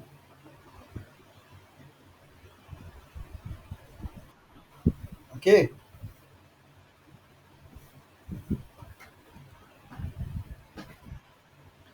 ओके, ये भी बताएंगे, साथ साथ में आप ये भी बताएंगे इसका सिग्निफिकेंस क्या है, हमारे लिए ठीक है या नहीं ठीक है। PASTUR है शायद, देख लीजिएगा इसको। PASTURE है या TERE है, ये दोनों में से कोई एक स्पेलिंग हो। Pasteur effect. हाँ बिल्कुल, ये वाला। हाँ, TEUR यही लिखा है, ये वाला पहला वाला सही है। ओके, इस इफेक्ट का एक सिग्निफिकेंस भी है बैक्टीरियल सेल्स का, और जब भी यूकेरियोटिक सेल्स में रेस्पिरेशन को कंपेयर किया जाता है तो कंपैरिजन करके आपको बताया जाता है। इन्होंने पास्चर ने ये देखा था, उन्होंने ये पाया कि बैक्टीरियल सेल्स को ग्लूकोज मॉलिक्यूल की रिक्वायरमेंट ज़्यादा होती है as compare to the aerobic respiration करने वाले कोई यूकेरियोटिक सेल्स को। तो उससे इन्होंने ये अनुमान लगाया था कि जो एरोबिक रेस्पिरेशन हो रहा है और जो एनारोबिक रेस्पिरेशन हो रहा है, वहाँ पे ग्लूकोज मॉलिक्यूल का कंप्लीट ऑक्सीडेशन नहीं हो रहा है। मतलब ग्लूकोज मॉलिक्यूल के पास जितनी एटीपी है, जितना वो जनरेट कर सकता है, वो पाथवे पूरा चल नहीं रहा है। तो वो पाथवे चलाने के लिए जो चीज़ ज़रूरत थी, वो चीज़ उसमें पाई नहीं जा रही है। जैसा कि आप आगे देखेंगे कि ग्लाइकोलिसिस के बाद आपका जो एरोबिक रेस्पिरेशन है वो डाइवर्ट हो जाता है कहाँ पे, माइट्रोकॉन्ड्रिया में। तो प्रोकैरियोटिक सेल्स के पास माइट्रोकॉन्ड्रिया है नहीं, मतलब जो एनारोबिक रेस्पिरेशन करते हैं, तो माइट्रोकॉन्ड्रिया है नहीं, तो इसका मतलब वहाँ पे आगे पाथवे चलेगी ही नहीं। तो जो एनारोबिक रेस्पिरेशन करने वाले जो सेल्स हैं, चाहे वो आपके यूकेरियोटिक हों चाहे वो प्रोकैरियोटिक हों, सो उन दोनों के लिए, मतलब एनारोबिक रेस्पिरेशन करने वाले सेल्स के लिए टोटल जो आपका एटीपी प्रोड्यूस करने वाला प्रोसेस होगा वो सिर्फ और सिर्फ आपका क्या होगा, दैट इज द ग्लाइकोलाइसिस होगा। सो जल्दी से बताइए कि आपकी बॉडी में कौन सा वो सेल्स है जो सिर्फ और सिर्फ ग्लाइकोलाइसिस करके एटीपी की एनर्जी, एटीपी प्रोड्यूस करता है, तुरंत बताइए कौन सा वो। वेरी गुड, आरबीसी सेल्स, क्योंकि यहाँ पे कोई सेल ऑर्गेन्स नहीं होता है। और आरबीसी सेल्स को इसीलिए ग्लूकोज का बहुत अच्छा सोर्स भी माना जाता है, क्योंकि इसको ग्लूकोज बहुत ज़्यादा चाहिए होती है। दैट इज़ वाई जितने भी मॉस्किटो होते हैं उनको काटते फिरते हैं, और हम लोग आसानी से डेंगू, टाइफाइड, चिकनगुनिया और मलेरिया ये सब लेकर के फिर रहे होते हैं, है ना? तो आरबीसी सेल्स आपकी बॉडी की कैसी सेल्स है, ई न्यूक्लिएटेड, मतलब जहाँ पे कोई भी सेल ऑर्गेनेल्स नहीं है, कोई भी न्यूक्लियस नहीं है। ये जस्ट लाइक बिहेव करता है कैसा, प्रोकैरियोटिक सेल्स के जैसा। जैसा प्रोकैरियोटिक होता है वैसे यहाँ पे भी होती हैं। तो यहाँ पे भी आपका सिर्फ और सिर्फ ग्लाइकोलिसिस की प्रोसेस चलती है, बाकी ये वाले जो पाथवे होते हैं वो नहीं चलते हैं। कौन कौन? ये वाले। ये दोनों पाथवे आपके तब चलेंगे जब रेस्पिरेशन कैसा होगा, एरोबिक होगा, चाहे वो प्रोकैरियोटिक की बात हो चाहे वो यूकेरियोटिक की बात हो। अगर एरोबिक होगा तो ये तीन पाथवे चलेंगे, और एनारोबिक होगा तो सिर्फ और सिर्फ ये चलेगा। और इस पाथवे से सिर्फ 2 एटीपी मॉलिक्यूल्स का ही जनरेशन होता है, बाकी सारी चीज़ें आपको आगे जानने को मिलती हैं। तो ग्लाइकोलाइसिस ग्लूकोज मेटाबॉलिज्म का एक ऐसा पाथवे जिसको आप यूनिवर्सल पाथवे बोलते हैं, मतलब जो कि एकदम कॉमन है, सभी टाइप के सेल्स में पाया जाएगा। कोई भी प्रकार का सेल्स हो, बैक्टीरिया हो, एल्गी हो, फंगाई हो, प्रोटोजोवन हो, सिलेंट्रेटा हो, इकाइंट्रोमेटा हो, प्लेटी एलिमेंथिस हो, कॉर्डेटा हो, नॉन कॉर्डेटा, कुछ भी टाइप का सेल हो, ग्लाइकोलाइसिस तो चलनी है। क्योंकि उसके लिए किसी स्पेशल ऑर्गन्स की, किसी स्पेशल ऑर्गेनल्स की रिक्वायरमेंट नहीं होती है। वो कॉमनली, अगर कोई सेल है तो सेल में क्या होगा, साइटोप्लाज्म होगा, और साइटोप्लाज्म अगर है तो ग्लाइकोलाइसिस चलेगी। सिंपल सी बात है। तो ग्लाइकोलाइसिस के बारे में ही हम लोग पढ़ेंगे। ये सारे आपको कॉन्सेप्ट यहाँ पे दिए गए हैं कि कौन कौन से मेटाबॉलिक पाथवे हैं ग्लूकोज के मेटाबॉलिज्म के लिए। रेस्पिरेशंस को ऑक्सीजन के प्रेजेंस और एब्सेंस के बेसिस पे दो पार्ट में जो डिवाइड किया गया, उनमें आपने कंपैरिजन किया। और आपने जाना कि जो एनारोबिक रेस्पिरेशंस करने वाले ऑर्गेनिज्म होते हैं उनकी एफिशिएंसी कम होती है, उनको खाना ज़्यादा चाहिए होता है। और जिस ये वाला एग्जांपल को ना आप बहुत अच्छे तरीके से समझ सकते हैं हम लोगों की बॉडी में भी। आपने नोटिस किया होगा कि जिनकी बॉडी थोड़ी फैटी होती है, या आप कह सकते हो कि जिनकी बॉडी में मेटाबॉलिज्म का रेट जो होता है वो स्लो हो जाता है, उनको भूख बहुत ज़्यादा लगती है। वो बहुत उनको बार-बार खाना खाने की क्या होती है, तलब होती है। और जितना वो खाना खाते हैं ना, वो उनका वो खाना पूरी तरीके से मेटाबॉलाइज़ नहीं हो पाता, वो सब का सब स्टोर फॉर्म में जाता रहता है एडिपोज़ टिश्यूज़ में लिपिड फैट बन करके, और इसलिए उनकी बॉडी क्या होती है, गेन होती है। तो आपने नोटिस किया होगा कि जो थोड़े फैटी बॉडी वाले लोग होते हैं उनको खाना खाने की तलब बहुत ज़्यादा होती है। जबकि जिनकी बॉडी में मेटाबॉलिज्म रेट बहुत अच्छी होती है, जो स्लिम बॉडी होती है, जिनकी जो ठीक-ठाक होते हैं फ़िटनेस में, आप उनको देखेंगे कि वो एक डोज़ खाना खा कर के ही पूरे दिन भर बहुत अच्छे सर्वाइव कर सकते हैं। क्योंकि उनकी बॉडी में मेटाबॉलिज्म प्रॉपर तरीके से हो रहा है, तो जितनी अमाउंट ऑफ एनर्जी उस ग्लूको मतलब उस फूड को लेने से मिलनी थी, वो मैक्सिमम अमाउंट ऑफ एनर्जी उन्होंने क्या किया है, उसको गेन किया हुआ है। जबकि जो जिनकी बॉडी फैटी होती है, थोड़े मोटे हो जाते हैं, उनको खाना खाने की तलब लगती रहती है, खाना फटाफट खाते रहते हैं। और एक बात आप जान लीजिए, जिनको बहुत ज़्यादा बार-बार खाना खाने का मन करता है ना, आप समझ जाइए कि उनकी बॉडी का मेटाबॉलिज्म रेट ठीक नहीं है। सिंपल सा पैरामीटर है, बायोलॉजिकल साइंस के स्टूडेंट हैं आप लोग। ओके, सो मूव करेंगे हम लोग यहाँ पे ग्लाइकोलाइसिस और टीसीए साइकिल, ऑक्सीडेटिव फास्फोराइलेशन, ये तीन आपके क्या है, क्रूशियल पाथवेज हैं जिनसे कि ग्लूकोज मॉलिक्यूल्स का क्या होता है, मेटाबॉलिज्म होता है। ग्लाइकोलाइसिस जो कि कॉमन है, सब में चलेगी, तब उनके बारे में क्या करेंगे हम लोग, स्टडी करेंगे। यहाँ पे कुछ कुछ टर्म्स आपको बताए जा रहे हैं जिनके बारे में आपको जानना बहुत जरूरी है। NAD plus is the primary oxidizing agent under anaerobic conditions. जब भी आपका रेस्पिरेशन एनारोबिक हो रहा होगा तो उस कंडीशंस में NAD जो प्लस होगा वो आपका प्राइमरी ऑक्सीडाइजिंग एजेंट होगा। अब ऑक्सीडाइजिंग एजेंट का मतलब यहाँ पे क्या होगा, मतलब काम क्या होगा इसका, नाम से समझ में आ रहा है ऑक्सीडाइजिंग एजेंट। ऑक्सीडाइजिंग एजेंट वो होते हैं जो कि सबस्ट्रेट मॉलिक्यूल को क्या करेंगे, ऑक्सीडाइज करेंगे और खुद क्या हो जाएंगे, रिड्यूस हो जाएंगे। सो बेसिकली ऑक्सीडाइज करने के लिए क्या करना पड़ेगा उनको, जैसे आपने देखा होगा कि जब किसी का ऑक्सीडेशन होता है तो वहाँ पे इलेक्ट्रॉन क्या होता है, लॉस होता है। तो आप ये देखिए कि ये NAD प्लस है, क्या है, NAD प्लस है। तो अगर एक मान लीजिए कोई यहाँ पे ए मॉलिक्यूल है, राइट, अगर इसको ऑक्सीडेशन कराना है तो ये ए से इसको ए प्लस में कन्वर्ट होना जरूरी है, क्योंकि लॉस ऑफ इलेक्ट्रॉन जो होगा वो क्या कहलाता है, ऑक्सीडेशन कहलाता है। तो जब ये इलेक्ट्रॉन लॉस होगा तो ये क्या करेंगे, इसको गेन करेंगे। तो जब इलेक्ट्रॉन ये गेन करेंगे तो क्या करेंगे, इनका क्या होगा भैया, रिडक्शन होगा। क्या होगा, रिडक्शन होगा। और इनका क्या कहलाएगा, that is the oxidation. So oxidizing agent हमेशा वो होते हैं जो रिएक्शंस में रिएक्टेंट मॉलिक्यूल्स को क्या करें, ऑक्सीडाइज करें और इटसेल्फ क्या हो जाए, रिड्यूस्ड हो जाए। Such kind of agents are known as the oxidizing agent. In the simple way you can understand that oxidizing agent means वो जिनका की रिडक्शन होता है। रिएक्शंस में, किसी भी रिएक्शंस में जिस किसी भी मॉलिक्यूल्स का रिडक्शन हो रहा होगा वो आपका ऑक्सीडाइजिंग एजेंट होगा। जिस किसी का भी ऑक्सीडेशन हो रहा होगा वो आपका रिड्यूसिंग एजेंट होगा। एक एग्जांपल से इसको समझते हैं और अच्छे से क्लियर हो जाएगा। मान लीजिए कि यहाँ पे आपका कार्बन प्लस ऑक्सीजन का रिएक्शन है और यहाँ पे क्या बन रहा है, CO2 मॉलिक्यूल बन रहा है, राइट। सो अगर आपको यहाँ पे बात किया जाए कि कार्बन से कार्बन डाइऑक्साइड का बनना, ये क्या है, ऑक्सीडेशन का एग्जांपल है, एग्जांपल ऑक्सीडेशन का।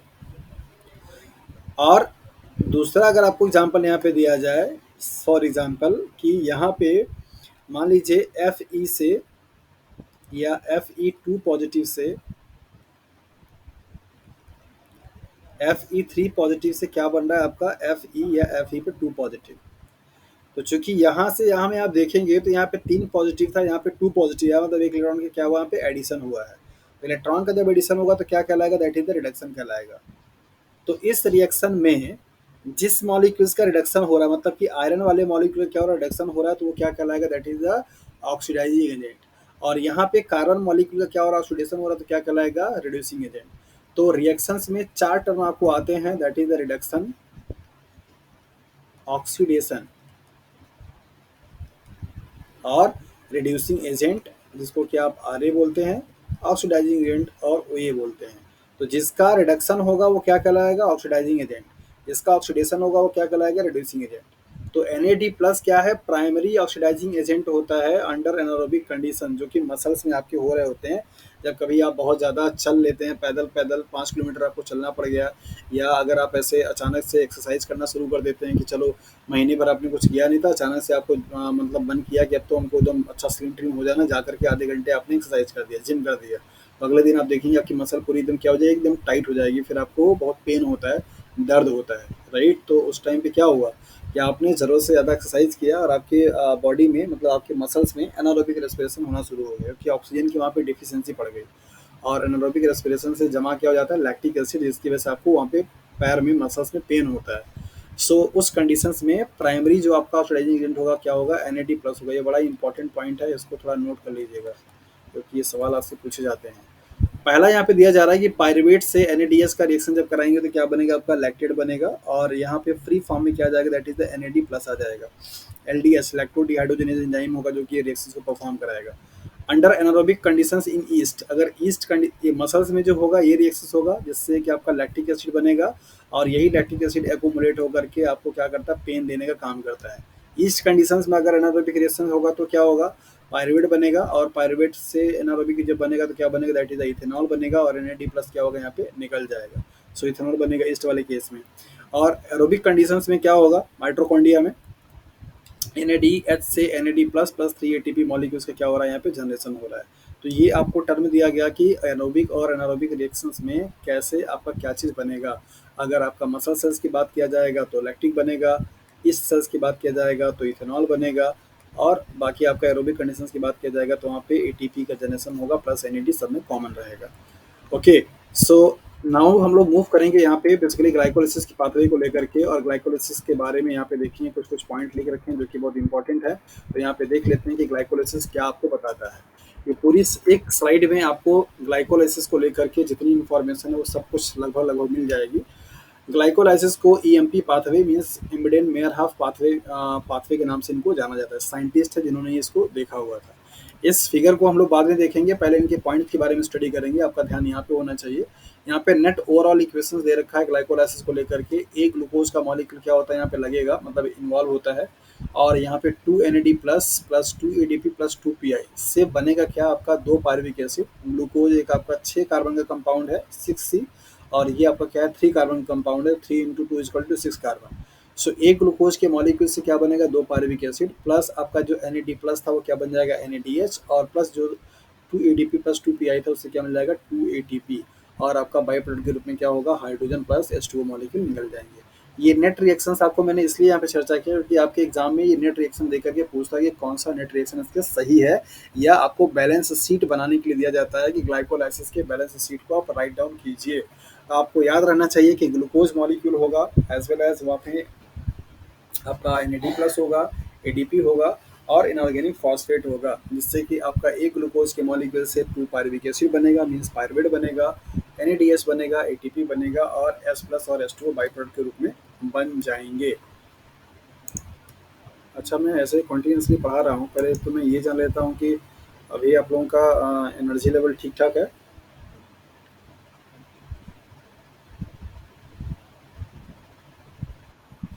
मतलब कोई दिक्कत नहीं है, अभी हम लोग कंटिन्यू कर सकते हैं, है ना? चलिए, ओके।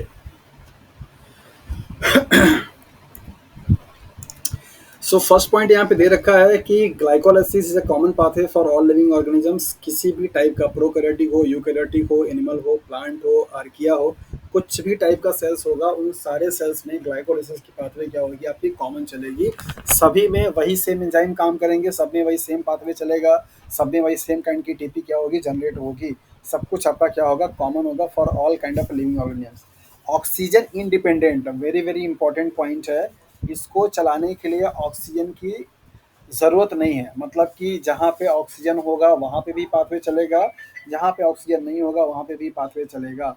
एक एग्जाम में सवाल पूछा गया था कि ग्लाइकोलाइसिस की पाथवे में कितने मॉलिक्यूल ऑफ ऑक्सीजन यूज होते हैं, और वहाँ पे 4 ऑप्शन दिए गए थे। एक ऑप्शन में था आपका 0, एक ऑप्शन में था आपका 1, एक ऑप्शन में आपका था 2, एक ऑप्शन में आपका था 4।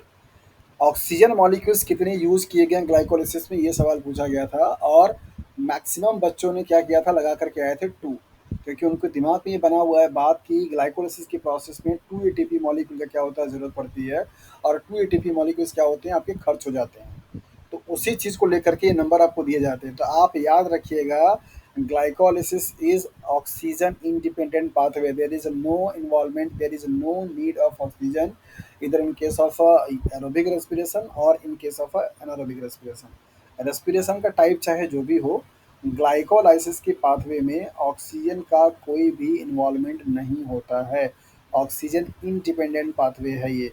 देर आर 10 स्टेप्स और non cyclic pathway, that is why इसका नाम पाथवे पड़ा है, साइकिल नहीं। मतलब यहाँ पे ये साइक्लिक पाथ साइक्लिक फॉर्म में नहीं होता है, 10 स्टेप्स के पूरे रिएक्शंस होते हैं। और इसमें एक ग्लूकोज का मॉलिक्यूल कन्वर्ट होता है 2 पायरुविक एसिड में, और ग्लूकोज आपका जो कि बेसिकली एक 6 कार्बन का कंपाउंड है, और ये पायरुविक एसिड आपका 3 कार्बन का कंपाउंड है।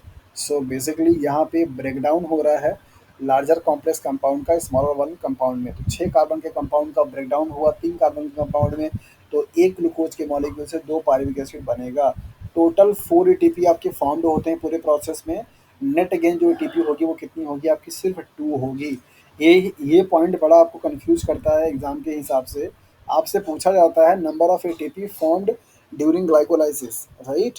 अगर आपको नेट वर्ड यूज नहीं किया गया है तो आप वहाँ पे ऑप्शन 4 लगा करके आएंगे। अगर आपको सिर्फ ये पूछा है, स्टेटमेंट को ध्यान दीजिएगा, how many number of ATPs are formed in glycolysis pathway. अगर आपसे ये वर्ड पूछा जाएगा और वहाँ पे भी आपको ऑप्शन 4, 2, 1 इस तरीके से रहेंगे। नेट गेन की बात अगर नहीं करेगा तो आप बताएंगे दैट इज द 4, और अगर नेट गेन की बात करेगा फिर आप बताएंगे दैट इज द 2, क्योंकि 2 एटीपी मॉलिक्यूल्स क्या होता है, कंज्यूम हो जाता है, राइट। तो इस वर्ड को आप याद रखिएगा, net gain and total form. अगर आपसे नॉर्मली से पूछे कि total amount of ATP found in glycolysis, तो द आंसर विल बी 4। और अगर आपसे पूछे कि नेट गेन कितना हो रहा है एटीपी मॉलिक्यूल्स का, तो आंसर होगा 2।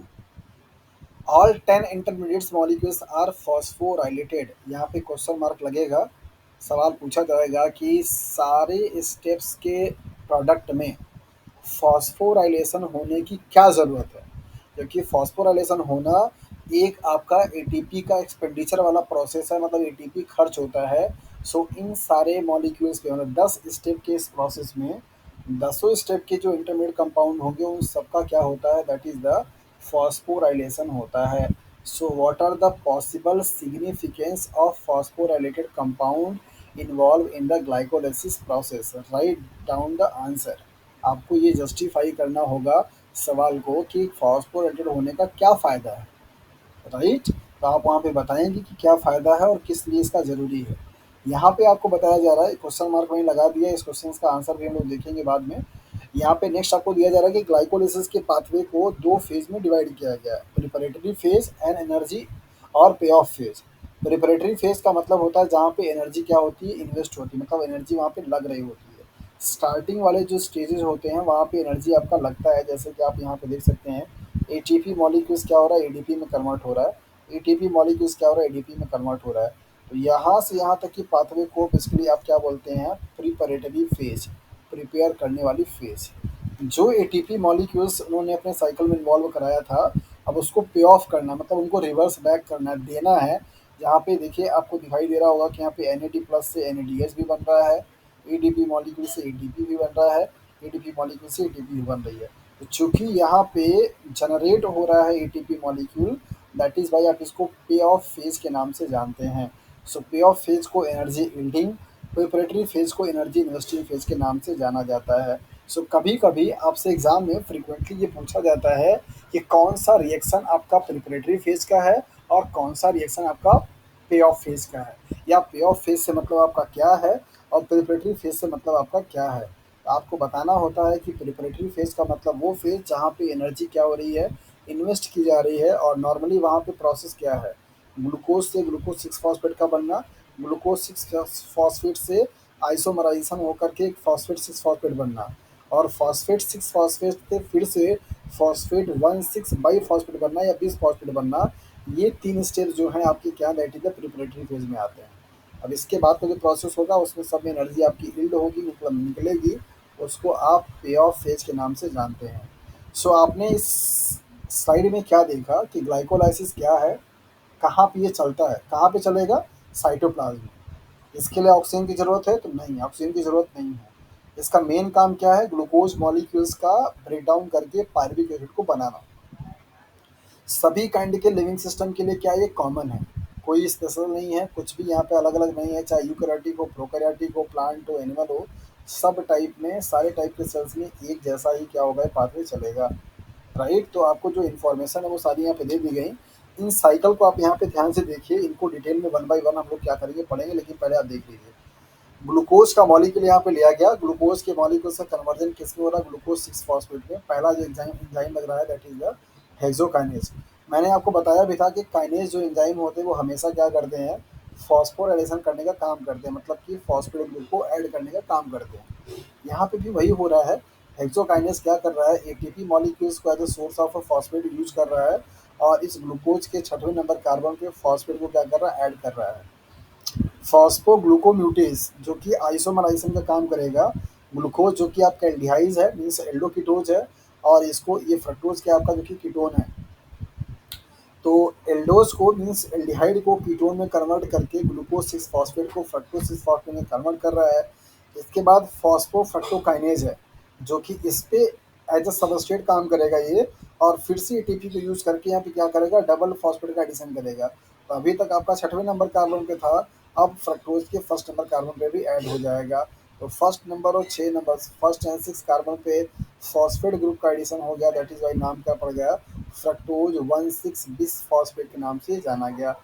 अब ये फ्रक्टोज 1,6 बिस फॉस्फेट यहाँ पे एल्डोलेज एंजाइम के प्रेजेंस में क्या बनाएगा, that is the glyceraldehyde 3 phosphate. क्या बनाएगा, glyceraldehyde 3 phosphate as well as dihydroxy acetone phosphate. ये आपका जो है वो क्या है, that is the aldehyde group का है, और ये क्या है, that is the ketone group का है। ये दोनों आपस में क्या होते हैं, आइसोमराइज होते हैं, मतलब ये भी कन्वर्ट होता है, ये भी कन्वर्ट होता है।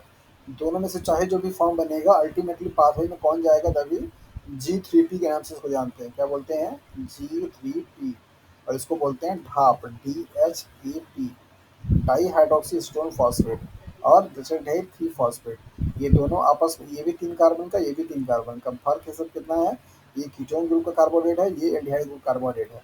आपस में दोनों में क्या होता है, कन्वर्जन होता है। कन्वर्जन होने के बाद आपका क्या बनेगा यहाँ पे, दैट इज द दूसरा फॉस्फेट आपका फिर से रिएक्शन से आगे बढ़ेगा, तो क्या बनेगा, 1,3 बिस फॉस्फोग्लिसरेट।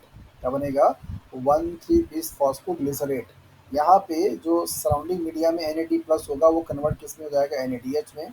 अब ये 1,3 बिस फॉस्फोग्लिसरेट से फिर से कन्वर्जन किस में होगा, 3 फॉस्फोग्लिसरेट में। मतलब यहाँ पे एक फॉस्फेट का क्या हुआ, रिमूवल हुआ। जब आपका रिमूवल होगा तो यहाँ पे ADP मॉलिक्यूल से क्या होगा, ATP मॉलिक्यूल सबका निकल जाएगा। क्या होगा, एक आपका मॉलिक्यूल आपका निकल जाएगा, किसका, एटीपी मॉलिक्यूल्स का। ओके, तो यहाँ पर आपको दिखाया जा रहा है। इसके बाद साथ साथ में आपको यहाँ पे दिख रहा है कि अब ये 3 बिस फॉस्फोग्लिसरेट से क्या बन गया, 3 फॉस्फोग्लिसरेट। अब 3 फॉस्फोग्लिसरेट से कन्वर्जन किस में होगा, 2 फॉस्फोग्लिसरेट में। किसमें, 2 फॉस्फोग्लिसरेट, मतलब कि फॉस्फेट का जो पोजीशन था थर्ड कार्बन से अब कहाँ पे आ गया, आपका सेकंड कार्बन पे। अब इसके बाद कन्वर्जन किस में होगा, फॉस्फोइनॉल पायरुवेट में, जिसको कि PEP के नाम से भी जानते हैं। अब ये PEP क्या करेगा, कन्वर्ट किस में होगा, पायरिलिक एसिड में या पायरुवेट में कन्वर्ट होगा। तो यहाँ पे भी आपका क्या होगा, ATP मॉलिक्यूल जनरेट हो जाएगा। सो यहाँ पर आपने देखा कि बेसिकली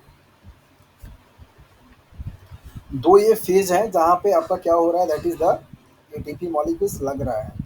बाकी ये दो फेजेस हैं जहाँ पे ATP मॉलिक्यूल्स क्या हो रहे हैं, आपके निकल रहे हैं। तो जहाँ पे ATP मॉलिक्यूल्स ये निकल रहा है उसको आप बोलते हैं सबस्ट्रेट लेवल फॉस्फोराइलेशन। क्या बोलते हैं, सबस्ट्रेट लेवल फॉस्फोराइलेशन। तो सबस्ट्रेट लेवल फॉस्फोराइलेशन का मतलब होता है जहाँ पे सबस्ट्रेट से ही ATP मॉलिक्यूल्स का जनरेशन हो रहा हो, फॉस्फेट ग्रुप रिमूव हो रहा हो, उसको आप बोलते हैं सबस्ट्रेट लेवल फॉस्फोराइलेशन। तो एग्जाम में सवाल आपसे पूछा जाता है कि कौन से स्टेज में या कौन से स्टेप में सबस्ट्रेट लेवल फॉस्फोराइलेशन होता है, फर्स्ट वाला और सेकंड वाला। फर्स्ट की भी डिमांड की जाती है और सेकंड की भी डिमांड की जाती है। तो ये आपके पास एक आइडिया है जनरल ग्लाइकोलिसिस के पाथवे को लेकर के, ग्लाइकोलिसिस पाथवे आपका कैसे चल रहा है।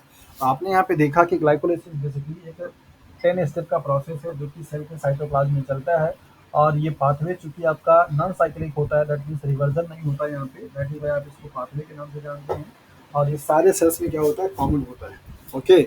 और ये रिएक्शंस जो आपके हैं यहाँ पे आपने देख लिया, इनको याद करना बहुत ही आसान है। ग्लूकोज से glucose six phosphate, glucose six phosphate से fructose six phosphate, fructose six phosphate से वन थ्री बीस फॉस्फेट, फिर G3P, फिर इसके बाद वन थ्री बीस फॉस्फोग्लिसरेट, फिर थ्री फॉस्फोग्लिसरेट, फिर टू फॉस्फोग्लिसरेट, फिर phosphoenol pyruvate and then pyruvate. क्या कोई आप में से मुझे ये बता सकता है कि यहाँ पे टू टू वैल्यूज क्यों लिखी हुई है, two ATP two ATP two ATP, जबकि यहाँ पे सिर्फ सिंगल एटीपी दिख रहा है?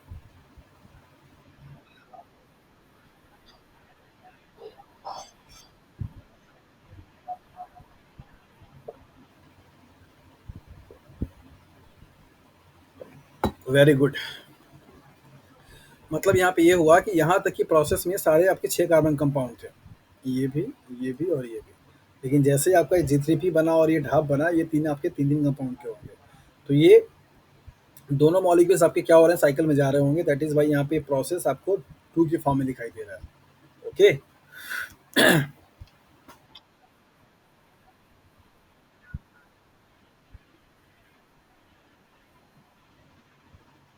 ये मैंने आपसे सवाल पूछा है, क्वेश्चन मार्क यहाँ पे लगा है। इसके सिग्निफिकेंस के बारे में अभी आगे हम लोग डिस्कस करेंगे कि ऐसा क्यों है, क्या फ़ायदा है और क्यों यहाँ पे फॉस्फोरेसेंस किया जाता है। अगर आप में से कोई बताना चाहता है तो मोस्ट वेलकम है। हाँ,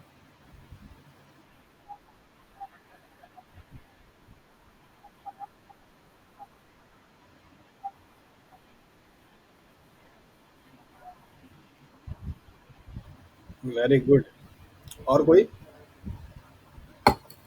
ऐसे क्वेश्चंस का आंसर आप लोग किया करिए, आप लोग बहुत साइलेंट रहते हैं फिर मज़ा नहीं आता है। ऐसा नहीं कि आप लोगों ने ये सारी चीज़, ग्लाइकोलिसिस तो बहुत कॉमन सा पाथवे, बहुत ज़्यादा कॉमन पाथवे, और सब लोगों ने अपने मास्टर और अपने यूजी और इवन आप कोई कंपटीशन एग्जाम लाइक CSIR इन सब की तैयारी किए तो आप लोगों ने पढ़ा तो ज़रूर होगा। तो अगर आपसे ये सब सवाल पूछे जाते हैं रीजनिंग टाइप के, तो आप कुछ न कुछ तो इन्वॉल्वमेंट आपकी होनी चाहिए।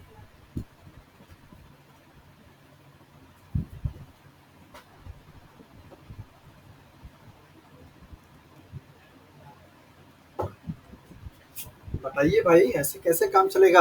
इतना इतना भी खामोशी ठीक नहीं है।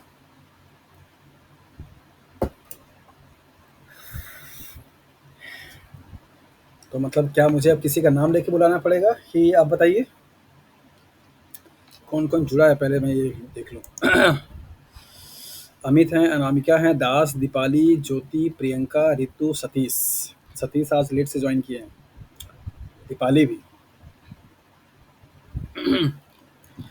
किसी के पास आंसर है कि हम लोग आगे मूव करें?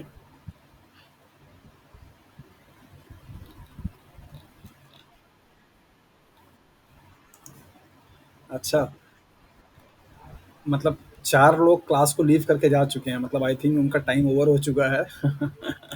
उनके लिए टाइमिंग मतलब फ़ेवर नहीं कर रही होगी, क्योंकि स्टार्टिंग में 15 लोग ऐड हुए थे, जुड़े थे, और अभी सिर्फ 10 लोग बचे हैं। तो 4 से 5 लोग जा चुके हैं क्लास में से। ओके।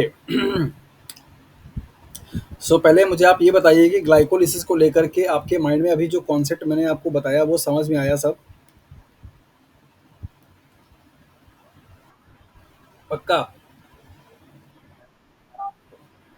चलिए, तो अगला सवाल मेरा ये है कि क्या ग्लाइकोलिसिस का ये चीज़ पढ़ करके आपको ग्लाइकोलिसिस के बारे में कुछ नया चीज़ जानने को मिला, या ईच एंड एवरीथिंग आपका पहले से नोन था?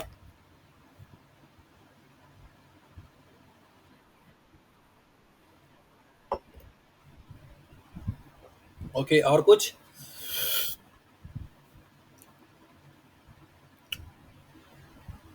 Very good.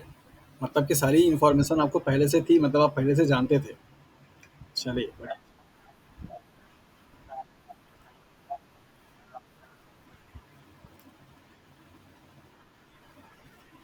अच्छा, ओके।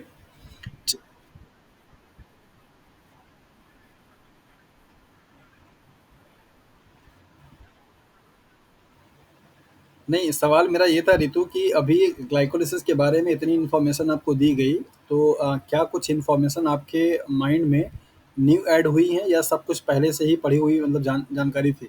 ये सवाल था मेरा। ओके। और अभी ये ग्लाइकोलिसिस का हमने बेसिक कॉन्सेप्ट आपको दिया है। आगे हम लोग अभी ग्लाइकोलिसिस को बहुत मोर डिटेल में पढ़ेंगे, क्योंकि ये आपके एग्जाम्स के लिए बहुत ही इंपॉर्टेंट सा पाथवे है।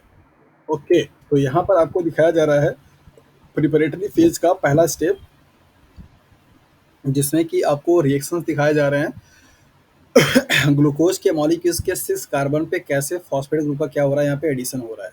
ये पूरा प्रिपरेटरी फेज का रिएक्शन है। ग्लूकोज के मॉलिक्यूल्स का ग्लूकोज 6 फॉस्फेट बनना, और ग्लूकोज 6 फॉस्फेट का आइसोमराइजेशन होकर के फ्रक्टोज 6 फॉस्फेट का बनना, और फ्रक्टोज 6 फॉस्फेट से फिर फ्रक्टोज 1,6 बिस फॉस्फेट बनना, जहाँ पे बेसिकली आपका 2 एटीपी मॉलिक्यूल्स का क्या हो रहा है, कंजप्शन हो रहा है। इसको आप बोलते हैं फर्स्ट प्राइमिंग। प्राइमिंग का मतलब हुआ यहाँ पे आपका फॉस्फेट ग्रुप का PO4 ग्रुप का क्या होना, एडिशन होना। प्राइमिंग का मतलब होता है दैट इज किसी चीज़ को स्टार्ट करना। तो यहाँ पे फॉस्फोराइलेशन का स्टार्टिंग यहीं से हुआ है। तो यहाँ पे दे रखा है phosphorylation of a glucose and its conversion to cholesterol triphosphate. Preparatory phase को आप यही बताते हैं कि ग्लूकोज के मॉलिक्यूल्स में फॉस्फेट ग्रुप का ऐड हो जाना और अल्टीमेटली कन्वर्ट किस में होना, glycerol 3 phosphate means G3P molecules में। ये पूरा प्रिपरेटरी फेज में आता है। सो यहाँ पे आपने देखा कि हेक्सोकाइनेज एंजाइम है। ग्लूकोज का पूरा ये स्ट्रक्चर है, नंबरिंग कार्बन की हुई है 1 2 3 4 5 6। 6 नंबर कार्बन पे यहाँ पे आपने देखा कि जो हाइड्रोक्सिल ग्रुप है मीन्स OH ग्रुप है, उस OH ग्रुप का H निकल गया, यहाँ पे फॉस्फेट ग्रुप आपका क्या है, आ गया। तो आपको मालूम है कि फॉस्फेट आपका S3PO4 के फॉर्म में होता है। तो अगर आप इसका स्ट्रक्चर देखेंगे तो आपको मालूम चलेगा कि जो ये फॉस्फेट है, फॉस्फेट की वैलेंसी 5 होती है। तो यहाँ पर आप देखते हैं कि बेसिकली आपका ऑक्सीजन होता है, और इस तरीके से 3 ऑक्सीजन ऐसे होते हैं, और इन तीनों ऑक्सीजन के पास क्या होता है, आपका H लगे हुए होते हैं, राइट, OH। तो इस तरीके से S3PO4, 3 हाइड्रोजन 4 ऑक्सीजन 1 फॉस्फोरस, तो यहाँ पे ऐसा लगा होता है। तो ये OH मिल करके आपका क्या करता है, H के साथ में H2O मॉलिक्यूल निकाल करके फॉस्फेट ग्रुप यहाँ पे जुड़ जाता है। तो P आपको दिखाया गया। तो छठे नंबर कार्बन पे आपका फॉस्फेट ग्रुप का एडिशन होना क्या कहलाएगा, ग्लूकोज 6 फॉस्फेट का बनना।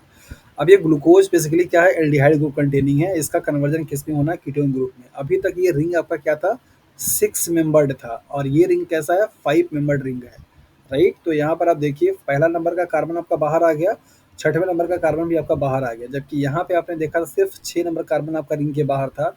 यहाँ पे 2 कार्बन आपके क्या है, बाहर है। तो छठे नंबर पे आपका क्या है, फॉस्फेट ग्रुप आपको यहाँ पे दिखाई दे रहा है।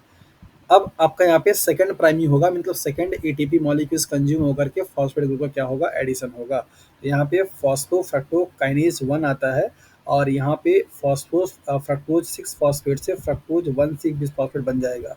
छठे नंबर पे फॉस्फेट ऑलरेडी पहले से था, अब आपका पहले नंबर पे भी फॉस्फेट क्या होगा, ऐड हो जाएगा। सो फॉस्फोराइलेशन की प्रोसेस कॉन्टिन्यूसली यहाँ पे हो रही है। सवाल मेरा स्टार्टिंग में यही था कि सारे स्टेप्स में फॉस्फोराइलेशन प्रोडक्ट का होने का क्या फ़ायदा है, क्यों सेल्स को इतनी एनर्जी इन्वेस्ट करनी पड़ रही है, जब उसको बाद में रिलीज ही करना है तो आगे चल करके रिलीज करेंगे। ये प्रोसेस जैसे ही पूरा खत्म होगा, इसका आंसर आप सब लोग खुद करेंगे कि ऐसा क्यों हुआ। ओके, यहाँ पे बेसिकली आपका है उसके आगे के प्रोसेस का, जिसको कि आप पे ऑफ फेज के नाम से भी जान सकते हैं। आप पहले इसको कन्वर्ट, इसके आगे का जो स्टेप है यहाँ पे है, आपको दिख रहा है फ्रक्टोज 1,6 बिस फॉस्फेट से एल्डोलेज आपका क्या होगा, एंजाइम आएगा, जो कि इसको कन्वर्ट करेगा 2 आइसोमेरिक कंपाउंड्स में, that is the G3P and DHAP ढापके में। और ये दोनों आपस में इंटर कन्वर्टिबल होते हैं। अल्टीमेटली आपका रिएक्शन में पार्टिसिपेट कौन करेगा, G3P ही करता है। तो आपका यहाँ पे क्या आएगा, ट्रायोज फॉस्फेट आइसोमरेज। आइसोमराइज करके आपका क्या बनाएगा, G3P ही बना देता है, ग्लिसरॉल्डिहाइड 3 फॉस्फेट। ये आपका एल्डिहाइड ग्रुप है पूरा, यहाँ से यहाँ तक का ये 3 कार्बन का कंपाउंड है। तो कि चूंकि 3 कार्बन का, दैट इज वाई यहाँ पे 2 मॉलिक्यूल्स आपका क्या लग जाएगा, स्टाइकोमेट्रिक कोफिशिएंट लग जाएगा। सो आपका यहाँ पे दिया गया है 1 number carbon, 2 number carbon, 3 number carbon. Third number carbon पे क्या आपका फॉस्फेट ग्रुप है, इसलिए इसका नाम क्या पड़ा, 3 फॉस्फेट पड़ गया। अब इसके बाद यहाँ पे दे रहा है oxidative conversion of G3P to pyruvate and coupled formation of ATP and NADH। Okay, तो यहाँ पे आपको ऑक्सीडेशन एंड फॉस्फोरिलेशन दोनों हो रहा होगा। G3P मॉलिक्यूल्स का 1,3 बिस फॉस्फोग्लिसरेट में कन्वर्जन हो रहा है। यहाँ पे आप देख लीजिए, ये थर्ड नंबर का कार्बन है, ये फर्स्ट नंबर का कार्बन है, दोनों कार्बन पे फॉस्फेट ग्रुप का एडिशन हो गया, इसका नाम पड़ गया 1,3 बिस फॉस्फोग्लिसरेट। यहाँ पे नेक्स्ट स्टेप में आपको दिया जा रहा है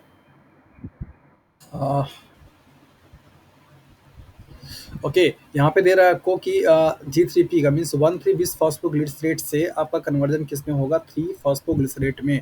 तो चूंकि यहाँ पे 2 फॉस्फेट ग्रुप था, 1 और 2, अब क्या बनना, सिर्फ एक यहाँ पे दिख रहा होगा, तो इसलिए आपको यहाँ पे दिखाया जा रहा है कि बेसिकली एक फॉस्फेट ग्रुप रिमूव होगा, और रिमूव होने से आपका एडीपी मॉलिक्यूल कन्वर्ट किस में होगा, एटीपी मॉलिक्यूल में।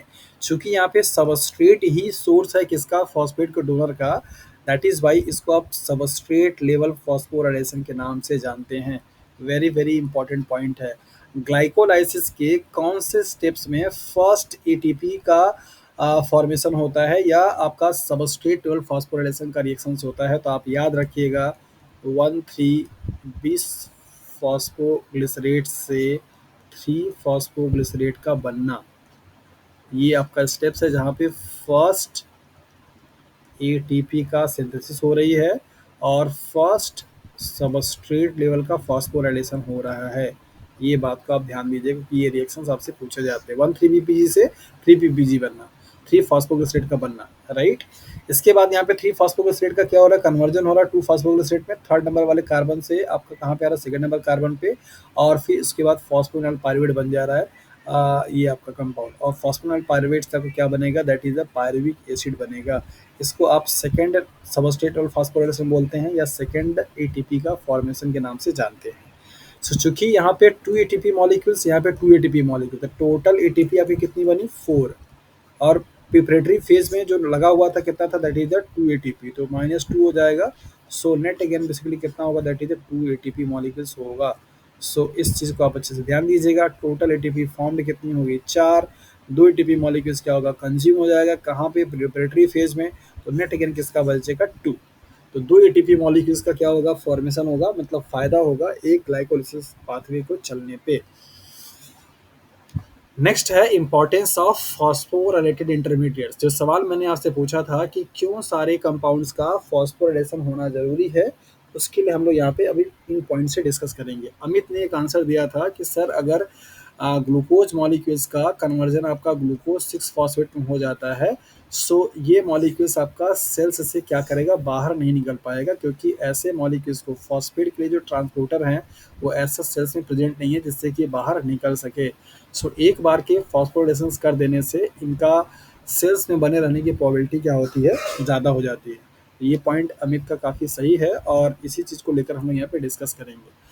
आपको रीजन दिया जा रहा है नंबर पहला पॉइंट करके, because the plasma membrane generally lack the transporter for phosphorylated sugar molecule.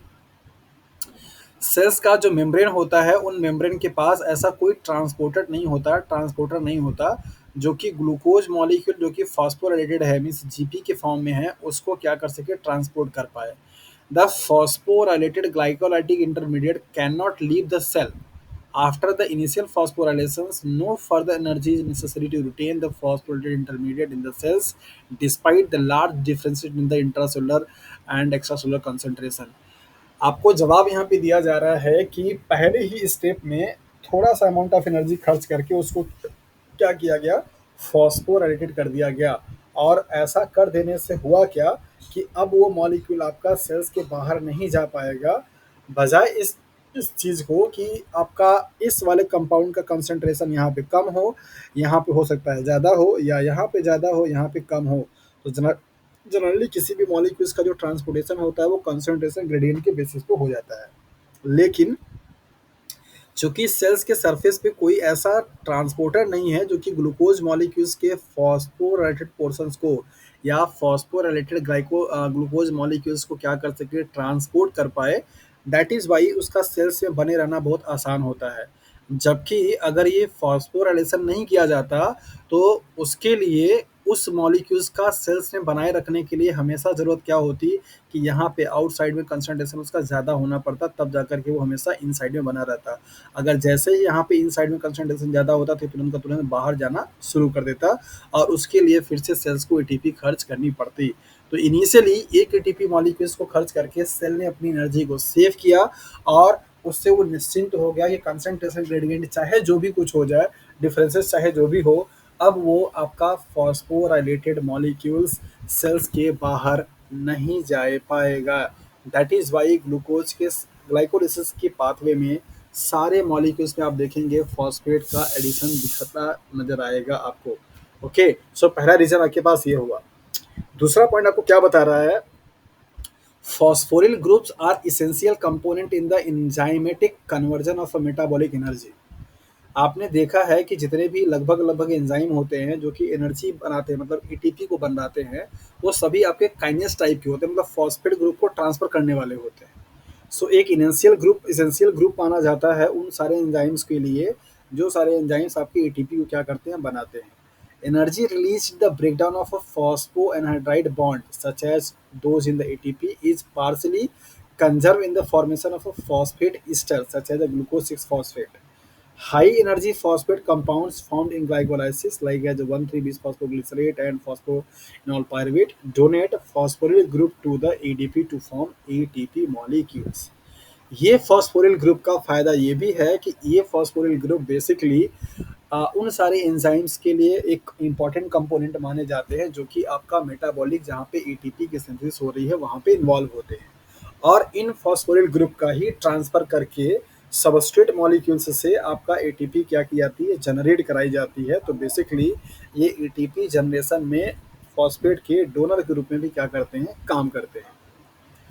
तीसरा पॉइंट आपको बताया जा रहा है कि binding energy resulting from the binding of a phosphate group to the active site of enzyme lower the activation energy and increase the specificity of enzymatic reactions. आपको बताया जा रहा है कि जब कोई भी सबस्ट्रेट जिस पे फॉस्फेट ग्रुप लगा हुआ है उसका जब एंजाइम की एक्टिव साइट से बाइंडिंग होती है तो वहाँ पे बाइंडिंग एनर्जी क्या होती है, की वजह से बेसिकली उनकी जो बाइंडिंग एफिनिटी होती है वो बहुत ज़्यादा इंप्रूव कर जाती है, और जिसकी वजह से उस रिएक्शंस के लिए जो एक्टिवेशन एनर्जी वो क्या होती है, लोअर होती है। और अगर एक्टिवेशन एनर्जी अगर आपकी लोअर होगी तो डेफिनेटली वो रेट ऑफ रिएक्शंस क्या होगा, बढ़ जाता है। The phosphate group of ADP ATP and glycolytic intermediates form complexes with magnesium dication and the substrate binding site of many glycolytic enzymes are specific for those magnesium divalent cation complexes. Most glycolytic enzymes require magnesium divalent cation for activities. आपको बताया जा रहा है कि basically जो phosphate group होते हैं जो जहाँ जो कि एटीपी एटीपी या ग्लाइकोलाइटिक इंटरमीडिएट से बना सकते हैं, उन सभी पाथवेज में इन्वॉल्व होने वाले जो एंजाइम होते हैं उनके लिए को फैक्टर जो है क्या है, मैग्नीशियम का डाइवेलेंट केटायन है। और मैग्नीशियम डाइवेलेंट केटायन बेसिकली क्या करता है, उनको अच्छे तरीके से कॉम्प्लेक्स बनाने में क्या करता है, हेल्प करता है। क्यों? क्योंकि इनके पास क्या है, पॉजिटिव चार्ज, और फॉस्फेट के पास क्या होता है, नेगेटिव चार्ज। आपने पढ़ा हुआ होगा PO4 पे यहाँ पे नेगेटिव चार्ज आते हैं, चाहे वो आपका 2 नेगेटिव चार्ज आए चाहे वो आपका 1 नेगेटिव चार्ज आए, डिपेंड करेगा हाइड्रोजन की संख्या पे।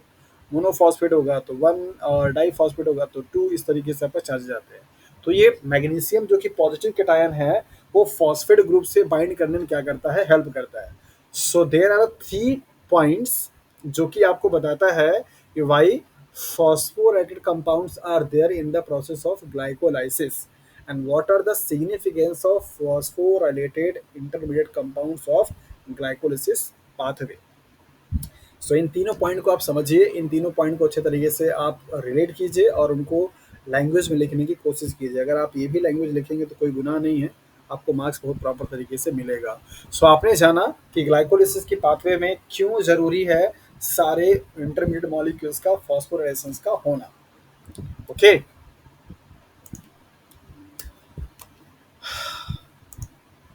चलिए नंबर्स डिक्रीज हो रहे हैं, सो आई थिंक मेरे ख्याल से टाइम बहुत ज़्यादा हो चुका है।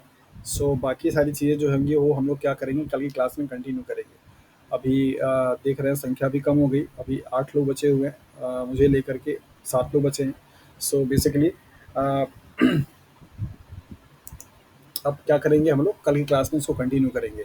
अभी ग्लाइकोलिसिस आपका काफ़ी लेंदी है, मतलब अभी चलेगा क्लास, अभी ये ख़त्म नहीं हुआ है। अभी तक आप लोगों ने बेसिकली ग्लाइकोलिसिस का जो बेसिक स्टेप्स था उनके बारे में पढ़ा है, एज वेल एज आपने उनके सारे जो ओवरऑल रिएक्शंस होते हैं उनके बारे में पढ़ा है, और इसके साथ साथ में ग्लाइकोलिसिस का प्रिपरेटरी और पे ऑफ फेज के बारे में भी आपको इन्फॉर्मेशन मिल गई है। सो बाकी जो रिमेनिंग पोर्शंस होंगे उनके बारे में हम लोग कल की क्लास में स्टडी करेंगे। और अगर अभी आप लोग पढ़ना चाह रहे हैं कंटिन्यू तो मैं थोड़ा पढ़ा भी सकता हूँ, लेकिन मुझे लग रहा है कि बाकी लोग जा चुके हैं तो उनका भी रहना थोड़ा ज़रूरी है। आप लोगों को क्या भी मतलब अभी पढ़ने कंडीशन में है?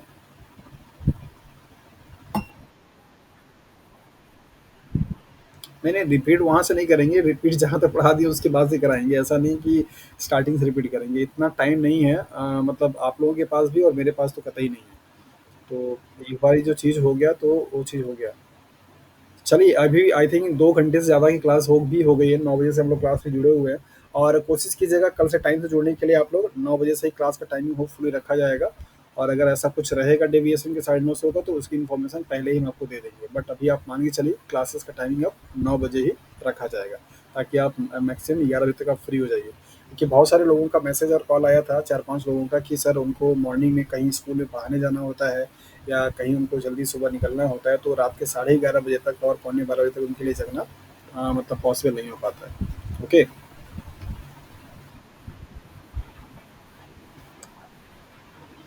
ये आपको लेनिंजर की बुक में भी पढ़ने को मिल जाएगा और अगर आपके पास लेनिंजर बुक नहीं है तो अल्टीमेटली आप गूगल पे सर्च कर सकते हैं और उसमें आपको देखने को मिल जाएगा। बट बहुत अच्छे से मिल जाएगा और ये आपको मिलेगा कहाँ पे, ग्लाइकोलाइसिस वाले चैप्टर में या बायो एनर्जेटिक्स का जो चैप्टर है उस चैप्टर में आप पढ़ेंगे, बायो एनर्जेटिक्स वाले पहला वाले चैप्टर में वहाँ पर आपको मिलेगा। आपके पास पीडीएफ अगर है तो आप उसको लैपटॉप पे या फ़ोन पे अगर आप देख रहे हैं तो आप उसको फाइंड वाले बटन में क्लिक करिए, कंट्रोल एफ और सर्च कीजिए और आपको पास्चर इफेक्ट दिख जाएगा, आप उसको पढ़िए। उसका मतलब यही था कि जब आप एनारोबिक रेस्पिरेशंस और एरोबिक रेस्पिरेशंस में ग्लूकोज के कंजप्शंस और एनर्जी यील्डिंग का कंपैरिजन करते हैं तो पाया गया कि प्रोकैरियोटिक सेल्स जो कि आपका एनारोबिक रेस्पिरेशंस कर रही होती है उसमें ग्लूकोज का कंजप्शन ज़्यादा होता है, एनर्जी यील्डिंग कम होती है। तो same amount of energy yield कराने के लिए मीन्स बनाने के लिए एनारोबिक रेस्पिरेशंस करने वाले जो ऑर्गेनिजम्स होते हैं वो ज़्यादा से ज़्यादा मतलब 16 टाइम्स मोर ग्लूकोज मॉलिक्यूल्स को क्या करते हैं, कंज्यूम करते हैं as compare to the aerobic respirations करने वाले सेल्स के कंपेरिजन में। तो 32 एटीपी आपकी निकलती है एक ग्लूकोज के मॉलिक्यूल्स का कंप्लीट ऑक्सीडेशन होने से, जबकि 2 एटीपी मॉलिक्यूल्स निकलता है आपका सिर्फ ग्लाइकोलिसिस से। तो 16 टाइम मोर का डिफरेंसेस है। ऐसे इफेक्ट को चूंकि फर्स्ट टाइम पे पास्टर साहब ने देखा था, दैट इज़ वाई उन्हीं के नाम से पड़ गया पास्चर इफेक्ट। तो कभी कभी आपको पूछा जाता है कि पास्चर इफेक्ट से आप क्या समझते हैं। ठीक है। बायोकेमिस्ट्री में कई सारे इफेक्ट आपको मिलते रहते हैं, जैसे अभी मैंने आपको पढ़ाया था कुछ दिन पहले ही हीमोग्लोबिन के कर्व में पीएच का जो रिलेशन होता है हीमोग्लोबिन के कर्व के शिफ्टिंग में उसके लिए भी एक इफेक्ट आता है, याद है ना।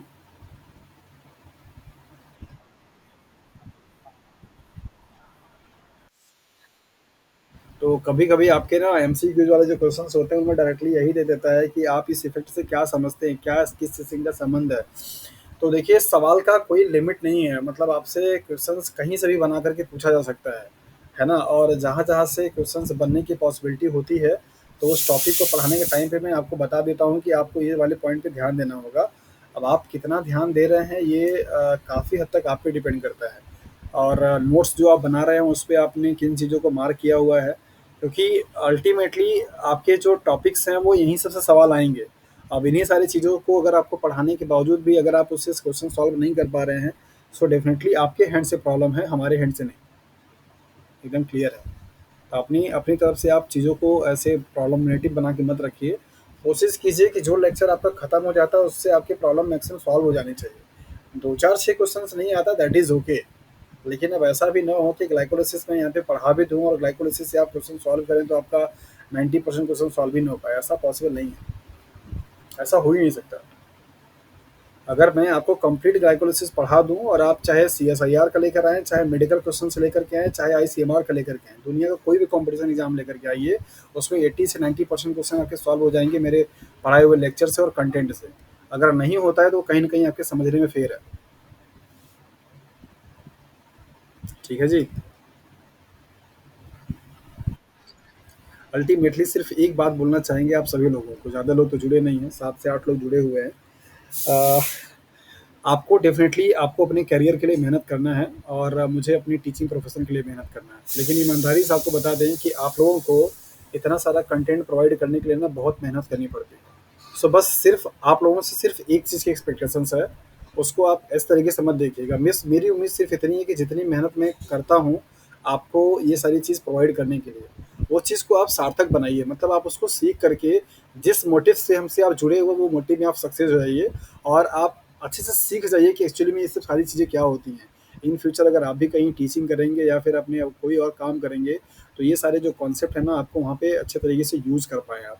इसको सिर्फ एज अ ऐसे फॉर्मेलिटी आप मत लीजिए कैजुअलिटी में कि चलो अच्छा ऑनलाइन क्लासेस है, पैसे इनको दे दिए हैं तो इनका पढ़ाने का काम है, ऐसा नहीं है। भगवान की दया से मेरे पास सफिशिएंट सारी चीज़ें आती हैं। आपके ये 1000 रुपीज़ से बहुत ज़्यादा कुछ होता नहीं है। फ्री ऑफ कॉस्ट में पढ़ा नहीं सकते, क्योंकि अगर फ्री ऑफ कॉस्ट में पढ़ाएँगे तो उस हिसाब से आप जुड़ेंगे नहीं, और फिर वो हमारा भी काम हो नहीं पाएगा। सो दैट इज़ व्हाई मैंने एक बहुत मिनिमम चार्ज रखा हुआ है, कि वो मिनिमम चार्ज से हमारा जो बाकी ये आपको पढ़ाने में जो खर्च आते हैं, चाहे वो इंटरनेट का खर्च आता है, चाहे पेन राइटर का खर्च आता है, जो भी कुछ है वो मेंटेन होता रहे, और एज वेल एज आपको भी ये फील होता रहे कि अच्छा हमने पे किया है तो हमको अच्छे से पढ़ना है। अदरवाइज कोई बिजनेस नहीं है ये। तो बस कोशिश मेरी ये रहती है कि अगर आप हमसे जुड़े हैं, 10 लोग जुड़े हैं, इससे फ़र्क नहीं पड़ता है, लेकिन वो 10 लोगों का इम्प्रूवमेंट होना चाहिए जिस चीज़ को मैं आपसे पढ़ा रहा हूँ। और इम्प्रूवमेंट तभी होगा जब आप उसमें इन्वॉल्व होंगे। सिर्फ मेरे इन्वॉल्वमेंट होने से ना इम्प्रूवमेंट नहीं हो पाएगा। ठीक है ना? So please make it sense, और इसको हमारी मेहनत को आप ऐसे ही ज़ाया मत जाने दीजिए। आप, अगर मैं आपको पढ़ाने के लिए 100% एफर्ट लगाता हूँ, तो आपको पढ़ाने के लिए कम से कम 80% का एफर्ट लगाना ज़रूरी है। आप अगर 80% लगाएँगे तब कहीं जाकर के आप 50-60% तक आ पाएँगे, और 60% अगर आप चीज़ों को सीख लेते हैं, सो मुझे लगता है कि आप किसी भी कॉम्पिटिटिव एग्ज़ाम में कहीं तो स्टैंड कर जाएँगे अच्छे तरीके से। ठीक है जी?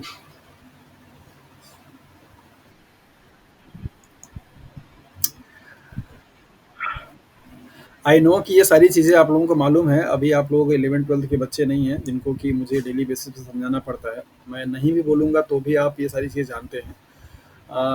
बट पता नहीं क्यों ऐसा लगता है कि जितनी जितने एफर्ट्स की मैं आप लोगों से एक्सपेक्टेशंस रखता हूँ, शायद वो मुझे दिखती नहीं है। मुझे ऐसा लगता नहीं है कि हाँ, उतनी मेहनत आप कर पाते हैं। ऐसा लगता है कि जैसे सिर्फ मैंने जो आपको लेक्चर लिया, जो आपको पढ़ाया, वो आप पढ़ कर के, वो आप सुन कर के रख देते हैं, फिर अगले दिन फिर आप वहीं से आते हैं। मतलब उस पे कोई एक्स्ट्रा वर्क आपकी तरफ से नहीं होता। ये आई डोंट नो कि मेरी आपको लेकर के सिर्फ एक गलतफ़हमी है, या फिर ये हकीकत है। मैं तो दुआ करूँगा कि ये मेरी सिर्फ गलतफ़हमी ही हो।